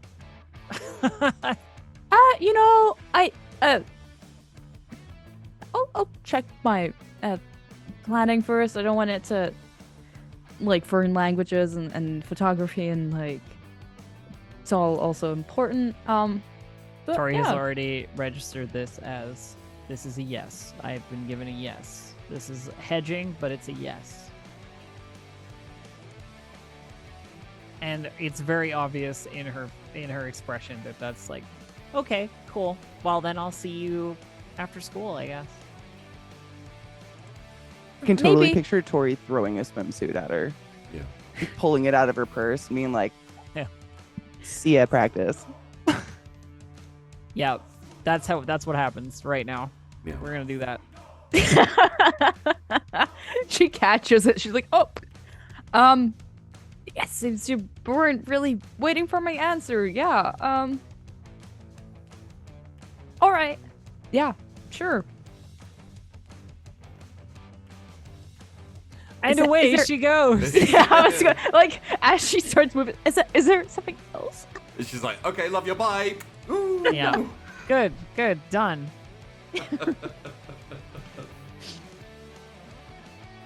Okay. Yes. So after school, Unless anyone else has anything they want to talk to anyone else about, anything to touch on. We haven't been given a new assignment or anything like that, so no. In that case, school finishes. Obviously, everyone is still around for a little while as they slowly finish the day at school. Some people have swim practice before the meet tomorrow. I am not sure how that's going to go, so we'll put a pin in that for a hot second. Question. I think we've gotten to the point where it can be assumed that after school, George, Joel, and William tend to hang out. Skate park. I think that's fair at this point. I feel like Will's probably like established a little, like wherever we kind of chill out, and we'll throw our bags. He's like established an area where it's just respected. He'll have like his books spread out and notebooks and shit. Yeah. And we'll just toss our stuff with him while we're doing stuff. Yeah. So I would say going forward, that will be the assumption if nothing else happens. Yep. However, unless we have a weird assignment. Yeah. I am curious for George. I'm not sure whether you want to do something extra today or not. There was a consideration for both George and William talking about speaking to Ashford, so I wanted to give you. Oh yeah. Yes. Yeah. Okay. Yeah. I wasn't sure if we had a class with him or not. I was kind of just waiting to like chill after class. But no, if we didn't chill after class with him, I would definitely try to like go hunt him down and see if he was in his office, in his classroom or something too. Yeah, you have. Sorry, just had to You're fine. locate the glasses. The glasses. The one piece of cosplay I have for the entire show. Hey, they're great. So you have do have a lesson with him, but it's kind of like in the middle of other classes, so it's like class over next class. I'd say the best chance to find him and speak to him in a situation you can actually speak to him would be after school. So you can kind of go to his classroom, knock on the door, and yeah. And I'm assuming Will probably still has the mirror in his bag and the book. Yeah. Then yes, please. Will, are you going with, or? I wouldn't normally carry around the mirror in my bag, but if I know we're going to see him, then I would bring it. Yeah. We probably would have talked about this beforehand. Like, I'm assuming. Well, you did mention it during the skate park thing, so it'd be easy enough to be like, hey, bring the mirror to school and we'll go talk to Ashford about it. Yeah, because he's the only guy. Like, the only other person I would know to talk to is Mr. Knight, and I don't trust that shit fuck. That is an accurate description of him. He is, in fact, a shit fuck. That's true. Canonically, it's in my notes. Thank you. I'm gonna write that. Canon. Fuck. So when you get to Ashford's classroom, the door's open. He's sat down at the desk, and I assume you knock, or you just walk in and be like, "Yo, what's up?" No, I'd not. I'm scared of him. I'd not. If Will didn't go in first, which I'm assuming he wouldn't, I'd like do the lean in, like side knock, like the. Yeah. And he turns his head, looks at you from behind the glasses. George.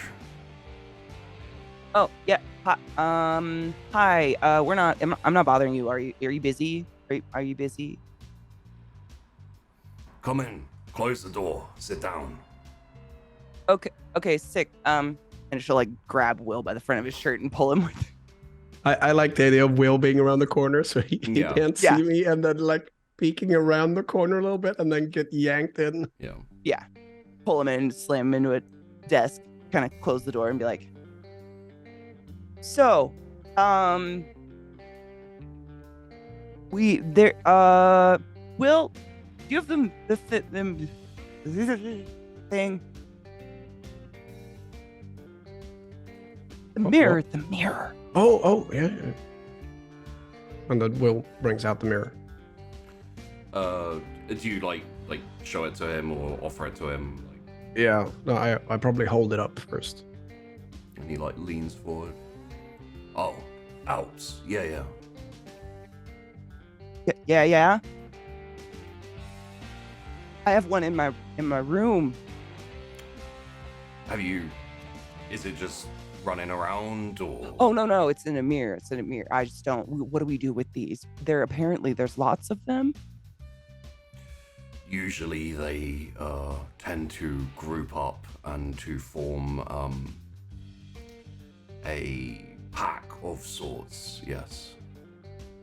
So we've eliminated 2 of a pack? You haven't really eliminated them. They're merely trapped.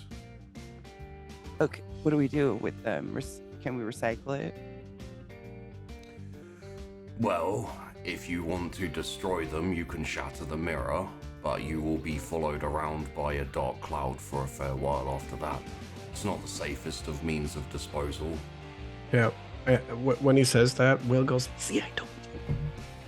No, Okay.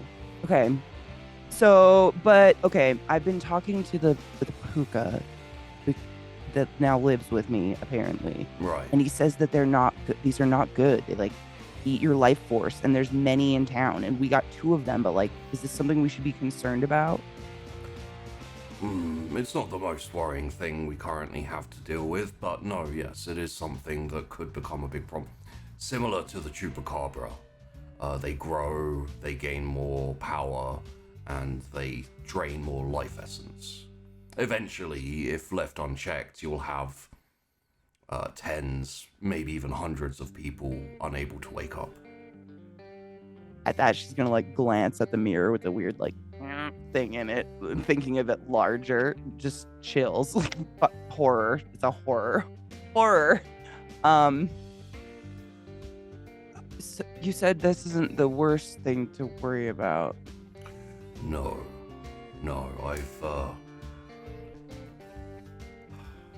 I've been up to the mines. The place that Milka said not to go. You look okay. Are you okay? Shit.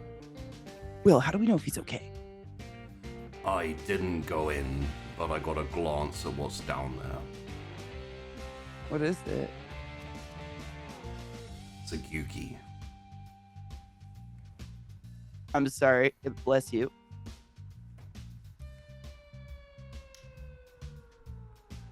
What did he say that was down there? A Gyuki. Okay. Gyuki. Will remember that and look it up in the book later. Is that something that's a bigger worry than the things sucking life force out of the sleeping members of our town? Think like 12-foot tall minotaur demon thing. Oh, actually, hey Sheepy, Yeah. Will's been studying this book pretty hard. Yeah. Can I do can I see what I remember about them if they're in the book? Sure. And see if I can Minotaur impress him thing? a little bit, maybe with my esoteric weird knowledge stuff. So I don't want to have you roll and not get anything. It's not in the book. Oh, okay. So it's not a presumptuously not like a demon or whatever. Well, it could just not be listed in the book also. Or like there's a lot of things. Not everything, I guess, will be included, and yeah. That's comforting. Okay, well, I don't recognize it at least. No, you don't think it's in the book, but you don't have everything down pat, so. No, that's why I said I want to look it up later. But if I was gonna see if I could remember anything and be like, hey, I know things because I read a lot. Okay, fair. Thank you. And I think actually Ashford would look at you, Will, for a second and go, later go to the library and look up Japanese mythology. Okay. You should be able to find some information about it, but I can tell you a few things. It is aggressive, dangerous, strong, and hard to deal with. Is it stuck? Stay the hell away from the mines. I gotcha. Would be a Dude, good Will, idea. that's where like people go and like make out and shit. No, into the mines, surely. Well, like close enough. Does Yeah, it no, leave that's the good. mines? I'm not going there. I have nowhere near the mines. In general, it will stay underground, but it has ventured out a couple of times. A few people have gone missing, yes. Let me guess, it was hungry. My guess would be yes. Bloody hell. Awesome. Cool. This is okay. So speaking of danger, the graveyard keeper is gone. Would you know anything about that at all?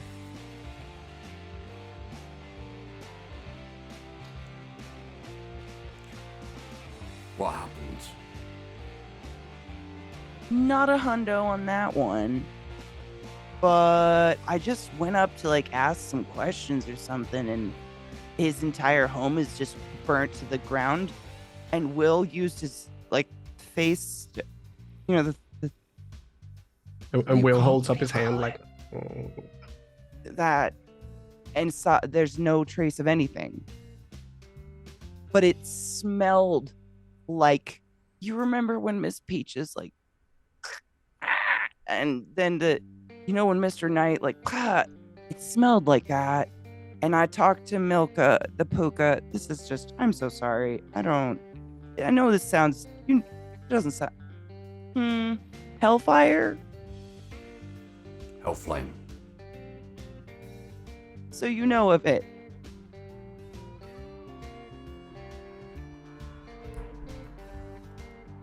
Wouldn't have anything to do with Mr. Knight, would it?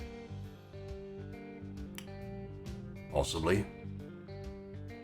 And that's bad? Mr. Knight isn't the only one who can exorcise supernatural beings. But most likely it would be him. I'm not aware of any others here aside from one who doesn't perform exorcisms. One. So will kind of perk up and go, anyone we should know about? I don't think either of you are unlucky enough to have run into them. You should be fine. And if we're unlucky enough to run into them? They're strange enough that you'll probably know. Oh, okay. Out for weirdos, got it. Awesome. George, your mind will flash quickly to the meeting you had with Bertrand Gray. Because that was a weird encounter for you. Will was there at the skate park when we met him too, right? I believe so. I don't think he really interacted with him. So. Yeah, no, he was standing behind George. Yeah, quietly, like hiding behind the coattails. I wanna dig in my backpack and see if I still have the business cards. Oh, yeah, you would. I'm gonna whip them out and just do that at Ashford. And what if I did? He begins to reach out for them and then pulls his hand back and leans forward and looks at them. You did meet him. Well, you been feeling alright? You No! had any streaks of bad luck or anything? Of bad, I mean, not that I can, other than being possessed by the Jeff. Right. Can you, I don't want this is a bad person?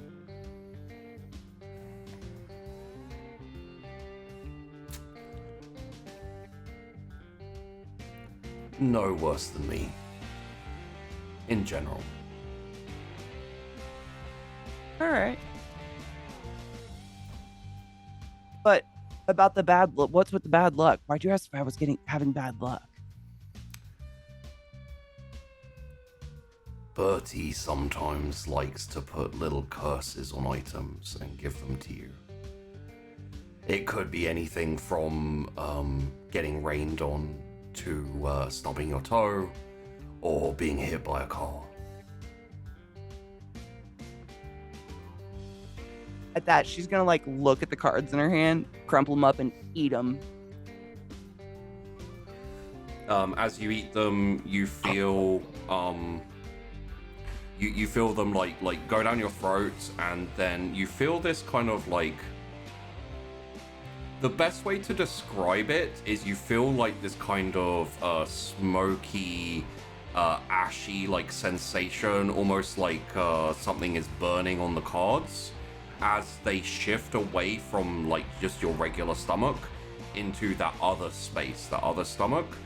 And you can feel essentially like the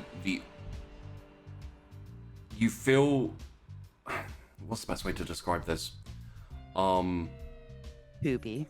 No, you feel almost like whatever it is that's on those cards can be contained and can be essentially dissipated, almost like you're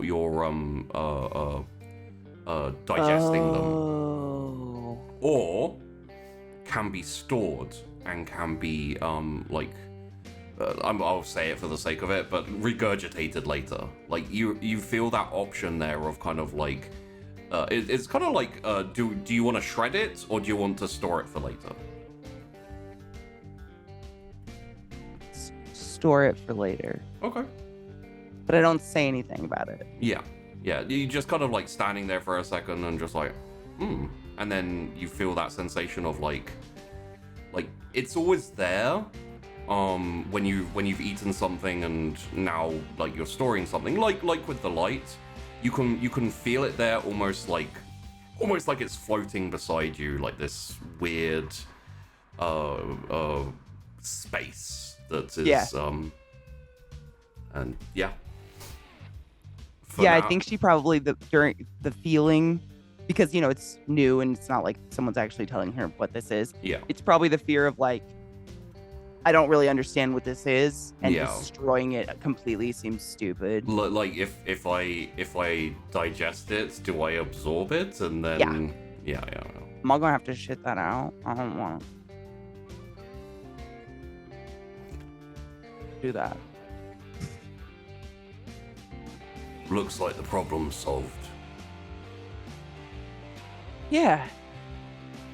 I didn't think that would. I wasn't really sure what was going to happen, but you didn't want to touch him, and that freaked me out. Curses aren't really my thing. Good to know. What is your thing? I maintain the balance of the supernatural world and this one, and make sure that neither go out of balance or get out of hand. I do my best to help everyone. So this might be a stupid question, but is that thing in the mind messing with the balance? Technically speaking, not precisely. Sick, so we can just like not go there then and not see the gigantic minotaur creature, the gookie or whatever. The gookie. The gookie. You wrote that down, right? Well, you got the.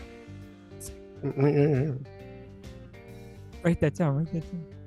It's I thought you wrote that shit down. It's possible we may need to deal with it. We.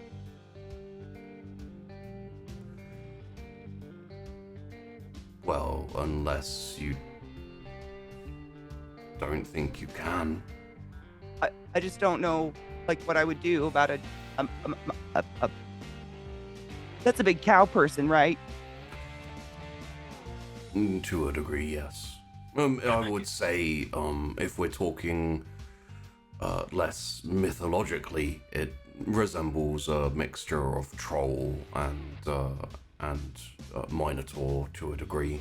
Has a large bull's head, and kind of a big troll-like body.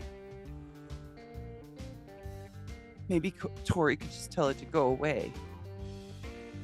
Yeah? I don't think Tori's quite at that level yet. Don't tell her that.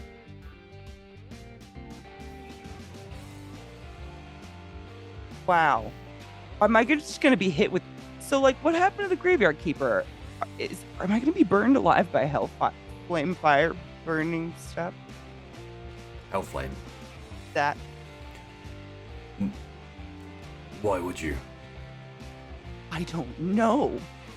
Right. So, something we have not yet talked about is because all three of you are working for me, you are also considered under my protection. You will not be approached by, or accosted, or harmed by the majority of the more calm supernatural beings. You will also not be approached by or hurt by Mr. Knight or by Bertie.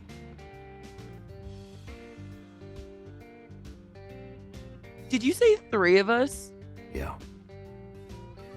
Cece didn't have anything special, right? You had to kick her. No, Cecilia appears to be quite powerful. So what Will counts as a person. Will, wake up. Look, see? Will looks up from his notes. Huh? I have made a deal and released Tori from her debt. Can I get in on that deal? Do you want Put to? your hand up. Stop. What deal? Bertrand came to me and made a eventually convincing argument. Creepy Bertrand with the curse card? Yeah. Did you sell Tori like a dog? No. Kind of sounds like you did. Her debt is cleared. If she wishes to move on by herself, perfectly welcome to.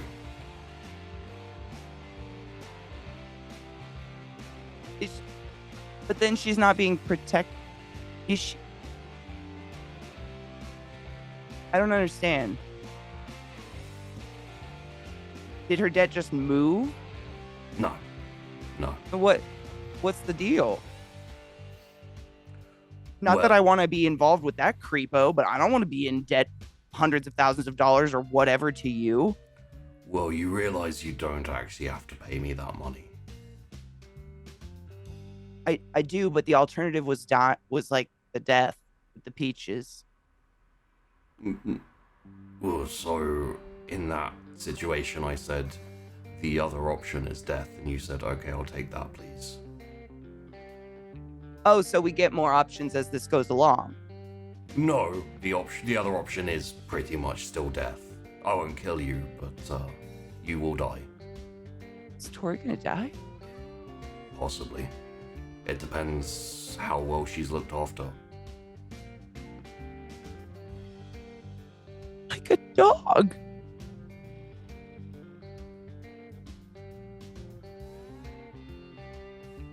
That. Who? So if you're, does she have any protection? I mean, I'm just not personally, but like, this seems insane. Very few people survive half a year when they have been, let's call it, infested with a host. Am I gonna die? Unlikely. I'll do my best to see it doesn't happen. Is fucking Will gonna die? And he, kind of regards Will for a second. Will looks between George and Ashford. You been hearing any voices yet, little man? Voice, singular. You should be Yes. fine. Let me know if it turns into voices. Oh no, it's just one so far. It sounded very angry, but didn't stick around. Bro, you got a voice in your head? Yeah, it's not great. Just try to get along with it. Yeah. Get. Oh, okay. I. That's not what I did. Oh, well. Maybe. Will, fine. what did you do to the voice in your head? I basically nothing. It said it wanted to be like, well, what did it say? It wanted to be let out, right? Or released or something like that? Yeah. It wanted to be released, and I said no. That's pretty much it. It's a bit of a tight line to walk, but you are essentially, to a degree, a prison. And to another degree, you will both end up helping each other. The problem is if things progress and you get more turning up, then you're going to find it difficult to keep containing everything. Good to know. There are ways to deal with it. It should be okay. We'll deal with that if that comes up. For now, just try your best to resist. Do I want to be accommodating or assertive? See if you can get it interested in working with you. That will allow you to utilize a bit more of what you can do. It'll allow you to bring it out easier. And That definitely is perking up Will's ears because it's like, ooh. Oh, no, too. So wait, so Cecilia's still good, right? Not that I care, but I care. Cecilia, as far as I know, has still not really explored what she can do yet. But I'm interested to see how it progresses. This doesn't sound very positive, Mr. Ashford. I'm just gonna say, this is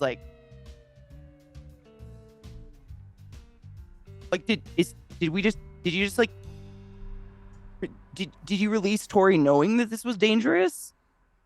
Yes. Why? Because she wanted out, and I was presented with a viable argument as to why I should let her go. What was it? That's between me and Bertrand. So are you friends with that dude? We went to school together. What?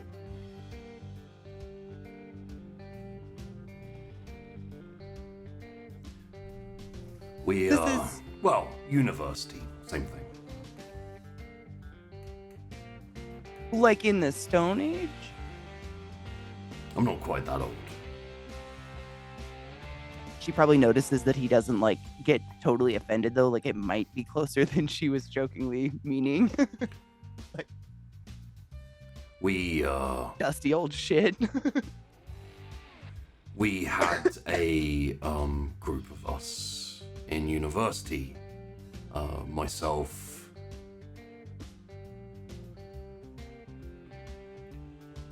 Bertrand, and a few others. Investigating paranormal things, ghosts, and we found things.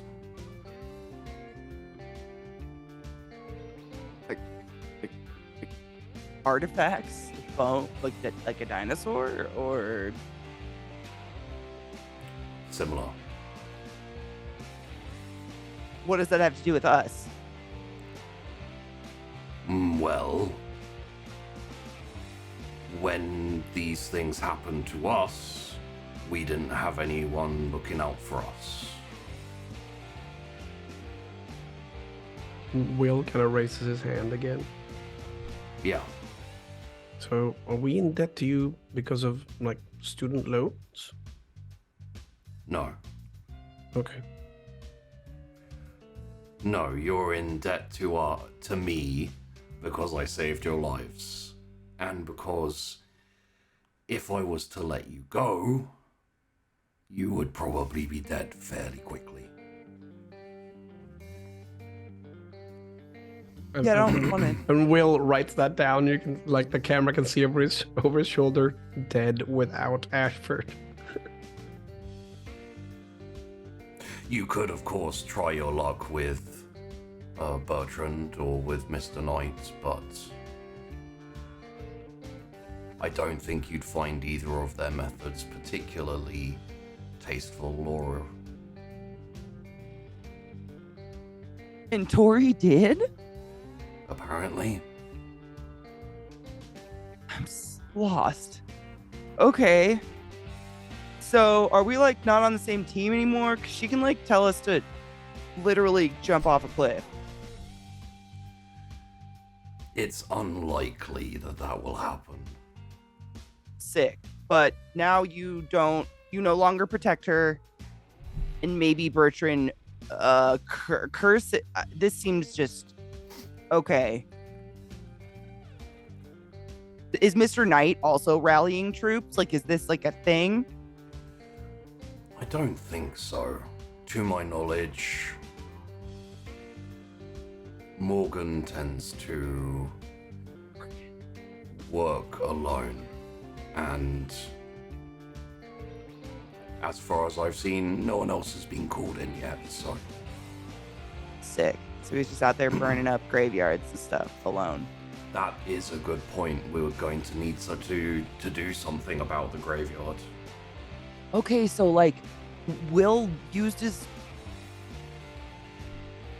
and didn't see anything. We saw nothing.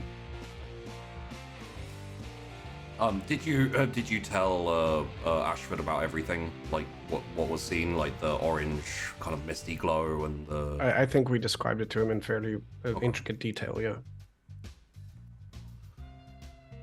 Yeah, yes, the black smoky stuff, yeah.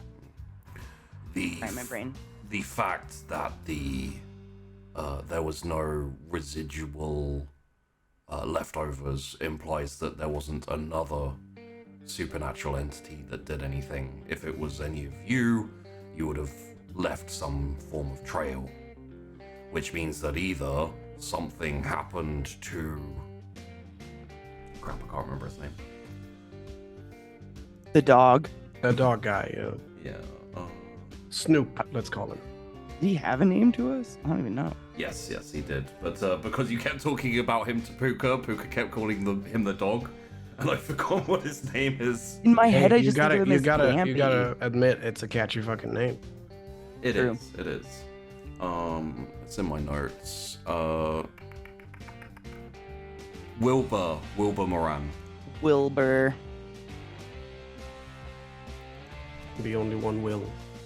This is where we found out William actually killed him because he was stealing my nickname. Unacceptable. It's possible that Mr. Moran reached the end of his existence by himself. I know that he was looking for a successor. So, because he didn't have a baby, he just spontaneously combusts? Do I have to have a baby? No, it doesn't work like that. Not ready for that. So that's the thing. You just he just... It's more moving on. It's unlikely that the place would have burned down. It did, though. And there was a little trail of ashes that went nowhere from it. It's possible that someone who is not supernatural in nature burned it down. Possibly killed Mr. Moran or exorcised him. But it smelled like the hellfire. Hellfire. Flame. Which implies... Like, would non-magical people have that? It is possible with the right studies and the right incantations to summon flame. Oh, that's no good. To summon other things, to banish, to bind. So technically we could be doing special stuff without having maybe a demon inside of us or whatever this is. With the right training and time, yes.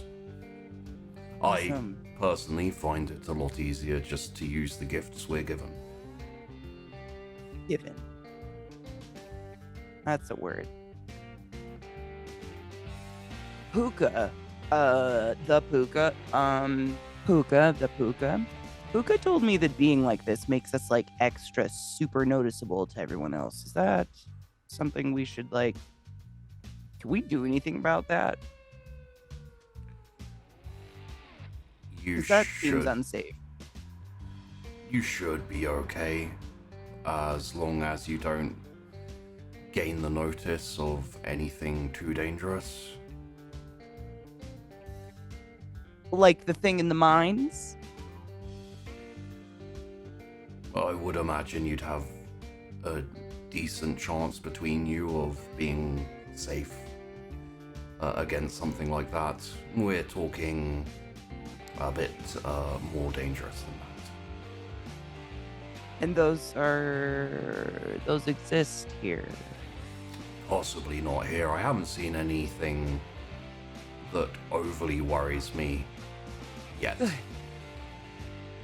Although the Alps will be an issue if we're not careful, and the graveyard could be a problem if it's not dealt with. Yeah, like if there's no successor, who's gonna push shit back into the graves? Will, can you push stuff back in the grave? So like, Will just shrugs. Go.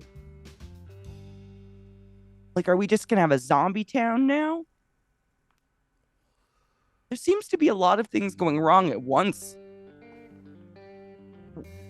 What? Welcome to the QT.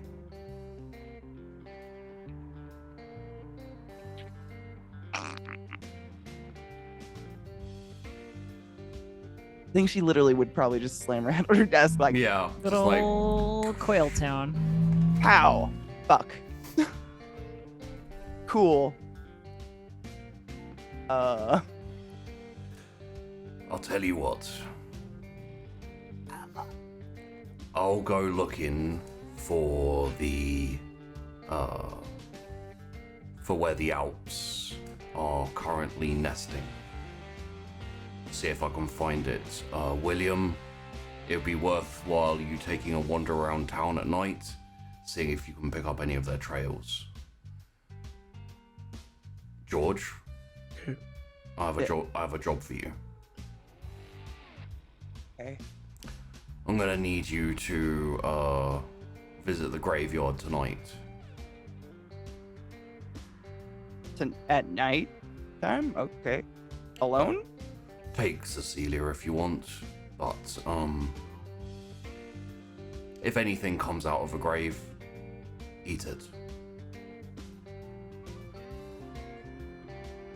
I'm sorry, what? It's not a brilliant solution, but it's probably the best we have for now. I'll see about Jeez. seeing if we can find someone who can seal that up. Anything out of the grave. Yes. Is that an issue? I don't know, is it?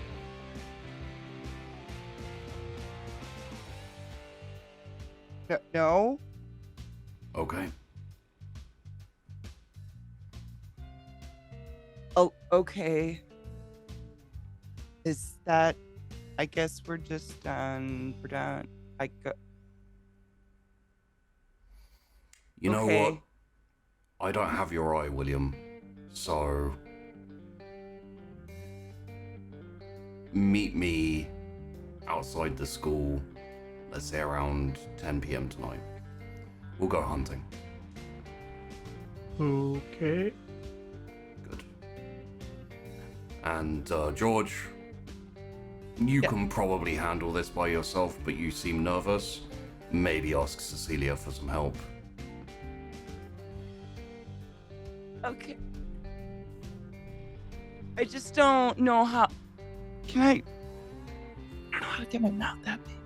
Like, what if it's like a people? What if it's someone I recognize?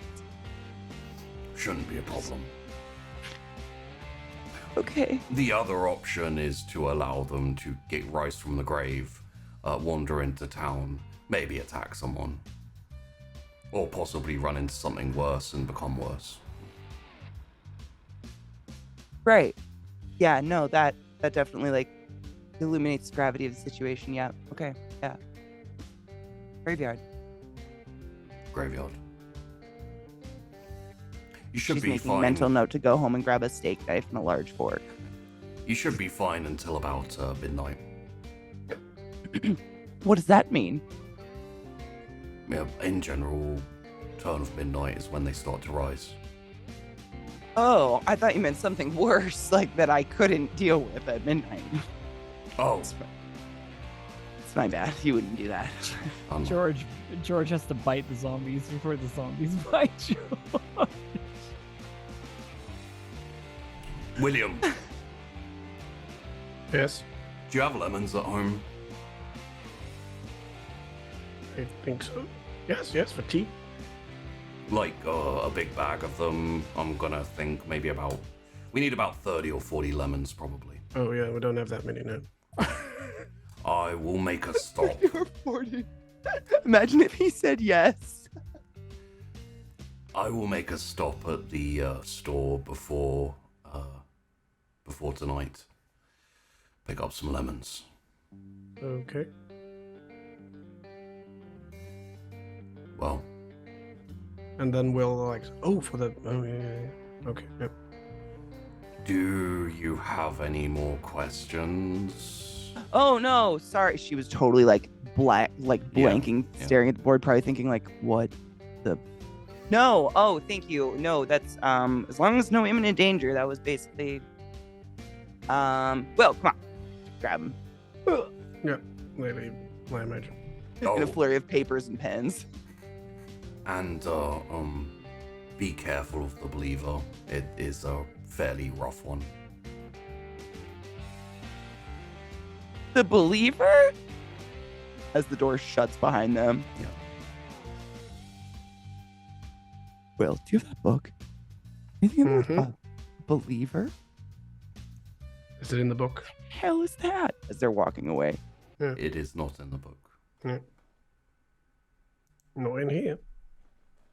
Sick. So we need to go to the library and find another book, right? What was that other book you wanted us to grab? We can look for something on a believer. What the hell was that? What the hell is going on? Did he just like I steal don't know. Tori? What happened? Did you just I said I don't know.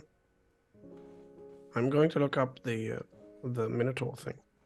Yeah, you go to the library. I'm gonna see if I can find CC.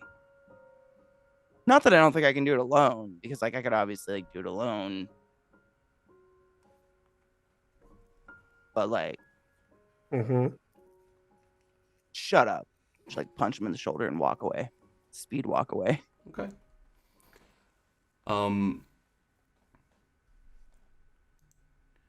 I think,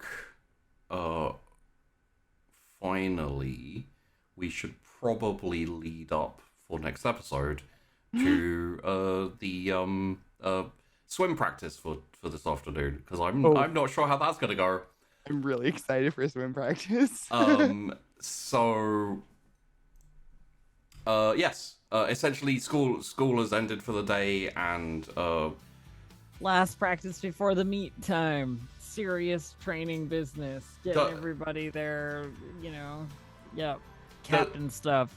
does Go team. Does Cecilia get roped into this? I'm curious as to how that she goes. can choose whether to show up or not, I guess. She got given a swimsuit, right? Like that happens. did. It wasn't Yeah. a fever dream. No, she absolutely did, yeah. But like that's least you the might think same it is. evening. Yeah, it's the... I mean, you know, like that's fine. All right, One way or let the other. me set this up for you. Cecilia, you're like putting your stuff away in your locker as the school is coming to a close, like people are leaving and stuff, and you like as you put your books away in your locker, you pick up the swimsuit that got thrown at you, and you're kind of like staring at it and considering it when George comes up behind you and is like, "Hey." So George, feel free to lead in there. Yeah, I'd probably literally just walk up behind her. Hey. Probably still being jumping. Oh, what is with everyone today? Hey, George. Dude, calm down. Dude, calm down. You are strung out. Yeah.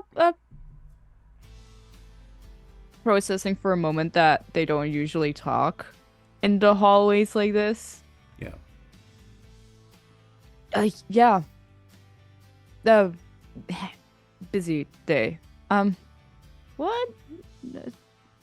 Did So, like, how something busy?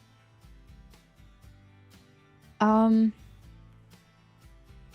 Every day is busy. I don't know with you. I have lots of things planned before school, during school, after school. Why? So, like, a lot of shit went down. I don't really, just gonna, like, be like a spy, like, look back and forth. I don't really think this is the place to talk about it. But you have plans tonight? She looks at her locker. A No? multitude Cool. of them. If you want to meet me at the corner of blank street and blank street, because Katie doesn't know, Yeah. by the graveyard tonight around like, I don't know, 10 p.m. That'd be sick. I can tell you more.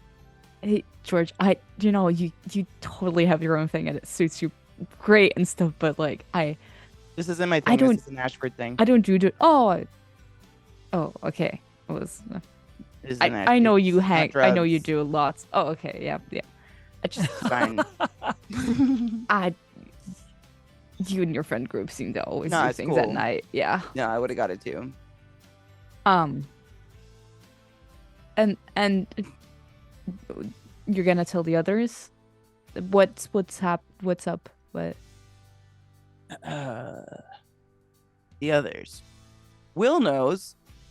And at that, she literally put her hoodie on and be like, 10 o'clock. And walk away. You do know Tori has swim practice. She does not acknowledge that.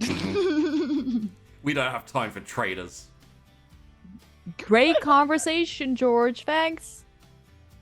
She's probably reach her hand up. 10 o'clock.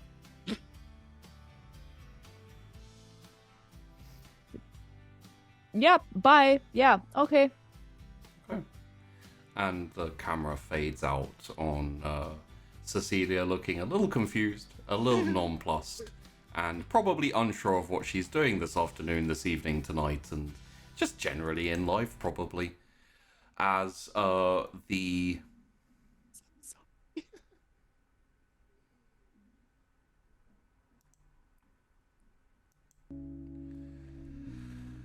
the camera fades away yet again, moving away from the QT, but this time keeping an elevation so that it's just over the buildings as it flies off away from the town and over towards the lake. The sheds, shacks where they changed, the little pontoon goes out and onto the lake. Quite a large lake. Got some hills and some forests around it. The camera zooms in towards the lake, towards the pond, over the pontoon, and then out over the top of the lake, and looks down onto the surface of the lake that is still and quiet, and we see, just as the light is fading from the day, in the murky waters, a large shadow just drifts through and disappears. And a couple of bubbles just go bloop bloop.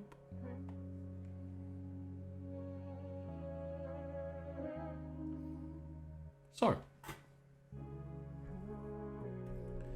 that is all for today. Yeah. George, secretly off camera, makes a vow to never go near water again. Ever. Foreshadowing that that thing is Water. gonna. Will F starts that. reciting to himself. I'm gonna drink that lake. It's gonna die. Drink the lake. Like getting a straw. At swim practice, the thing is there, and it's like, Tori, get out of the water. So, we learned some things today. Yeah. We found out some stuff. Open, table for anyone who wants to talk about stuff before we go into outros and everything. I like how Chad is picking up on how Will is developing as a character, and it's not all good. People are like, Dude, wow, it's turning I into feel dick. bad for Cece. Her choices in life, like swim practice with a swimsuit she did not pick, doesn't know if it fits, could be camel toe. Today's graveyard at 10 p.m. with the weird stoner chick. What is happening? Yeah. Like, you need medication and therapy. I don't even know. Felt so bad. I mean, and that's coming from George, so. I know. Hey, I look forward to the conversation that's like, what do you mean you're out of your debt with Ashford? What the fuck? Yeah. Yeah. I'm excited, honestly, because I'm if Cece goes to swim practice, Yeah. definitely, if come back and see how. If that happens, she'll obviously have interactions with Tori right before I literally tell her, like, hey, guess what? Tori's free and clear. Yeah, Tori's free. Like, left us. Or was I mean, sold. you or don't something. know. You don't know. Left us. Come on. She just like. what? Honestly, George's view is that these guys are trading us like trading cards right now, and that you've just been sold off to creep fuck. Yeah. Yeah. I That's get that what George feeling. thinks. Yeah. Mid I'm on your 90s. side right now. So what is it at this point? Is it hockey cards? That's what we had in the mid 90s. Rallying troops. Hogs. I did like the rallying troops comment, where it was like, are you just like recruiting soldiers for some like apocalyptical war or something? Trading us around like the original Pokemon trading card game release. Fucking baseball teams. Like, where's our new player? Who did we get? The real question is, who is Blue Eyes White Dragon? Cecilia. That's gone over my head. I don't get it. Yeah, Cecilia's the Blue Eyes White. That's Dragon. It's also gone over my Yu-Gi-Oh head. reference. It's a Yu-Gi-Oh reference. So it's fine. I never Cecilia's watched the that. Black Lotus. The Black Lotus, yes. Magic reference. I as never nerdy watched as I can Yu-Gi-Oh get. because I Yeah. had friends. Listen, I get all of these because I was horribly embroiled in all of this stuff when I was. I wish. Yeah. I wanted I to be traded so hockey bad. cards. Didn't know anything about them, but I traded them in so much that I went to a friend's house once in the late 90s, and that was at the height of trading hockey cards. I didn't have any, and he gave me 2 just so I could sit and trade with his 2 brothers. And when I went home, I had 47. Oh, that was Nice. so nice, though. Yeah, so I came there with nothing, and I came home with 47 new cards. I remember the craze of top trumps where there were just there were trumps for everything, like Yeah. cars. Oh, yeah. Yeah. Like Yeah. everything had trumps. Star Wars top trumps, Yeah, man. yeah, That was yeah, yeah. shit right there. Yeah, Dude, that was the thing. aging ourselves. It's happening. But yeah, Alright. we had Syrinx is like, none of this rings a bell. No, Top Trumps does. Excuse okay. you. She must know Yu-Gi-Oh. Come on. No. I know. Look, I know it. I was never interested in it, but I know it. Well, Yeah, to be she's not fair, like a- I never played anything with Yu-Gi-Oh either, so that doesn't really do so much for the dating. You know, that explains a lot. Yeah, but we oh god, we had apologies, Tori. You guys broke up, you and Aaron. It's Whatever. Loser. Tori's sad about it. but you are free of debt, which Yeah, Hey. except for the money I legitimately have to pay instead of the fake money. Yeah. that's Bargain. easy, right? What is it like? Scamming a few old people out of 10 grand and you're sorted. And I just walk into a bank, say turn off all the cameras, and give me $25,000. Oh Yeah. my god, imagine Tori working in fucking telemarketing. Oh god. She'd be the most successful telemarketer ever. Start an MLM. You will buy this vacuum. Tori. Why don't you buy two? That Elf. is Voids, yeah. Void Smoker in chat saw going, that. CC took the breakup the hardest. It's true. Yeah. And it's legitimately true. Well, it's because there's that degree of like the popular couple's romance relationship is sort of fictional. You know what I Yeah. mean? Like It vibe is. that I Yeah. totally understand is like a relating to my own high school experience. There was also kind of a weird like childhood friends vibe where it's like you know, like we've known each other for ages and we've been off and on, and so it could have that. Can't really spectrum, but imagine it's your life like, without him. And you have to um, see him every day still, like Get out of especially my like in face, high school Aaron. shit. Yeah, God. yeah. Mm-hmm. So, yeah. It also looks like we're going to not only deal with the Alps, hopefully, we're also going to deal with the zombie problem in one of the graveyards. Yes, Yay. that's right. There are multiple graveyards in. We Well, you and possibly Cecilia. hopefully Cecilia. My God. Can you imagine the scene where it's just George in a graveyard eating Alone, eating scared. zombies? I Like- can't. I picture myself like with one of those little bibs tucked in and like a steak Yeah. knife and a huge Yeah. serving fork, I- just like Yeah. I see, Like- I see George like crying, screaming, and running through the graveyard with like some like grey feet sticking out of her mouth as she's like running away from a multitude of zombies, being like, I mean, I guess quicker, eat more, and then And the feet sticking out of her mouth are still moving as well, yeah, trying to they're run. still moving Yeah. and Look, kicking. it's the meme screenshot of Sabrina with the pancakes, except it's zombies. oh my God, yes.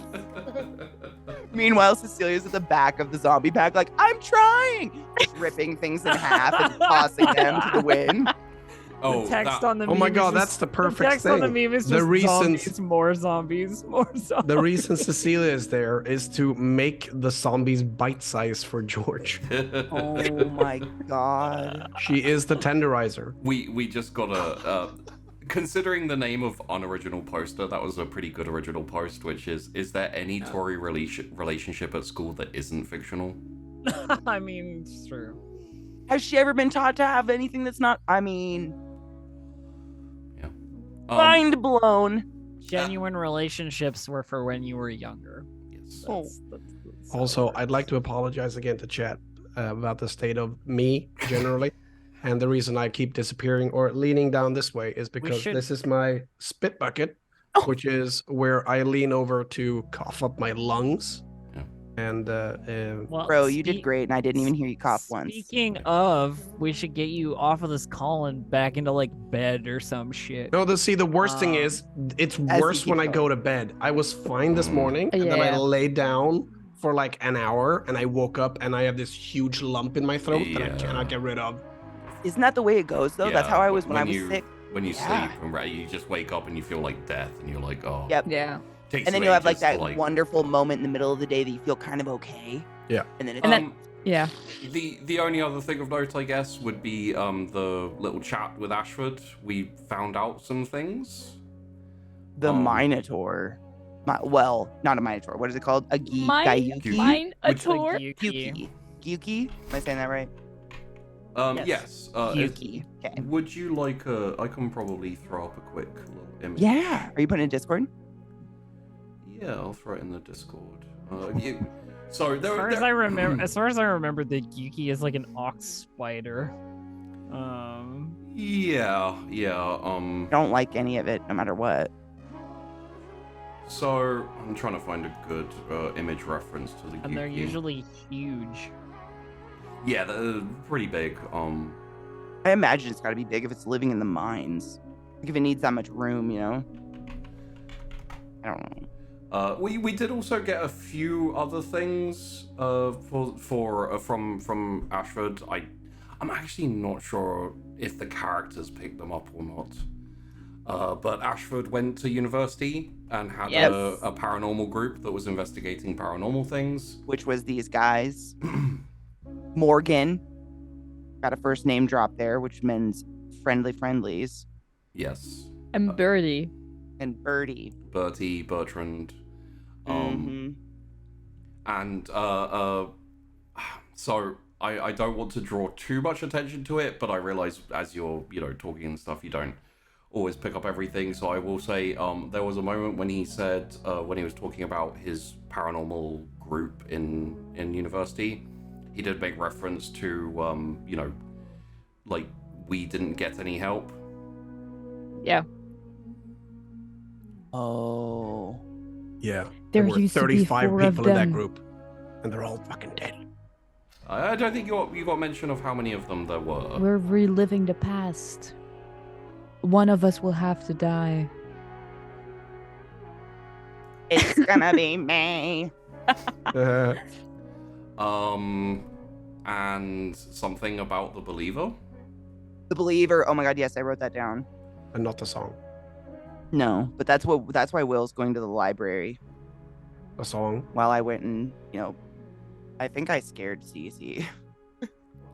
I think everyone did it this session. Yeah. Thanks. Yeah. Startling CC is a new sport. Only happening for one day, baby. Unleashes her shit on us. Yeah, that's true. And never again. I did like that like running thing of people accosting Cece at her locker Apparently, yes. and being like, oh my god. Would have been funny if Rodney had done it. Shame. I was tempted, but I was like, no, this is, you can't overwhelm a poor girl with just getting. God knows what Cecilia would have said after being scared that many times, and then Rodney's the last one. He's like, "Hey, what's up?" And she's like, "Ah, oh Yeah. god." Yeah. heart attack. I appreciate you caring for the relationship. Someone's got to protect that relationship. No one involved in it is. They don't know any better. Yeah. Oh god, I'm having difficulty finding. Tell you what, for everyone interested, go to the QT Discord. I'll throw up a picture of the Gyuki when I find a decent one. Yeah. Do it. So let's hit the outros, and then let's do the outro, and yeah. So we will. I think I'm going to go this time with the person I feel like, whether they are or not, should be the most worried, which is William, and technically also LZT.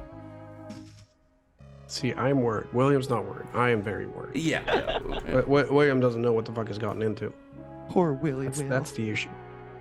Hey, everyone. Thanks for watching. Don't forget to check out the Patreon.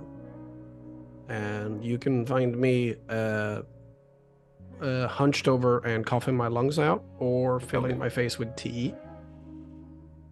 And I've had this cold for 8 days straight now. So yes, we made it a full week.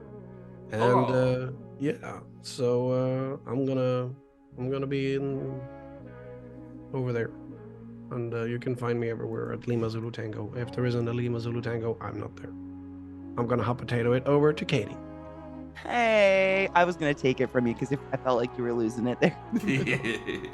You poor thing. I just want to say bless your heart for showing up, even though you're sick as hell. Yeah. I love you, LZT. Seriously. My name's Class Katie. It's wonderful to see all of you. Thank you so much for hanging out with us today. I had the pleasure of playing George, who is an insufferable hoe and probably scared. I don't know. I think she's given up on staying alive at this point. Like, I don't know if she even knows what's going on, but she definitely thinks they're trading Tori like a fucking show dog. So that'll be interesting next week. I'm very excited. Remember to check out the Patreon, because if you don't check out the Patreon and you don't support it, then this doesn't exist. None of us exist. And that's a really sad day. And I'll cry.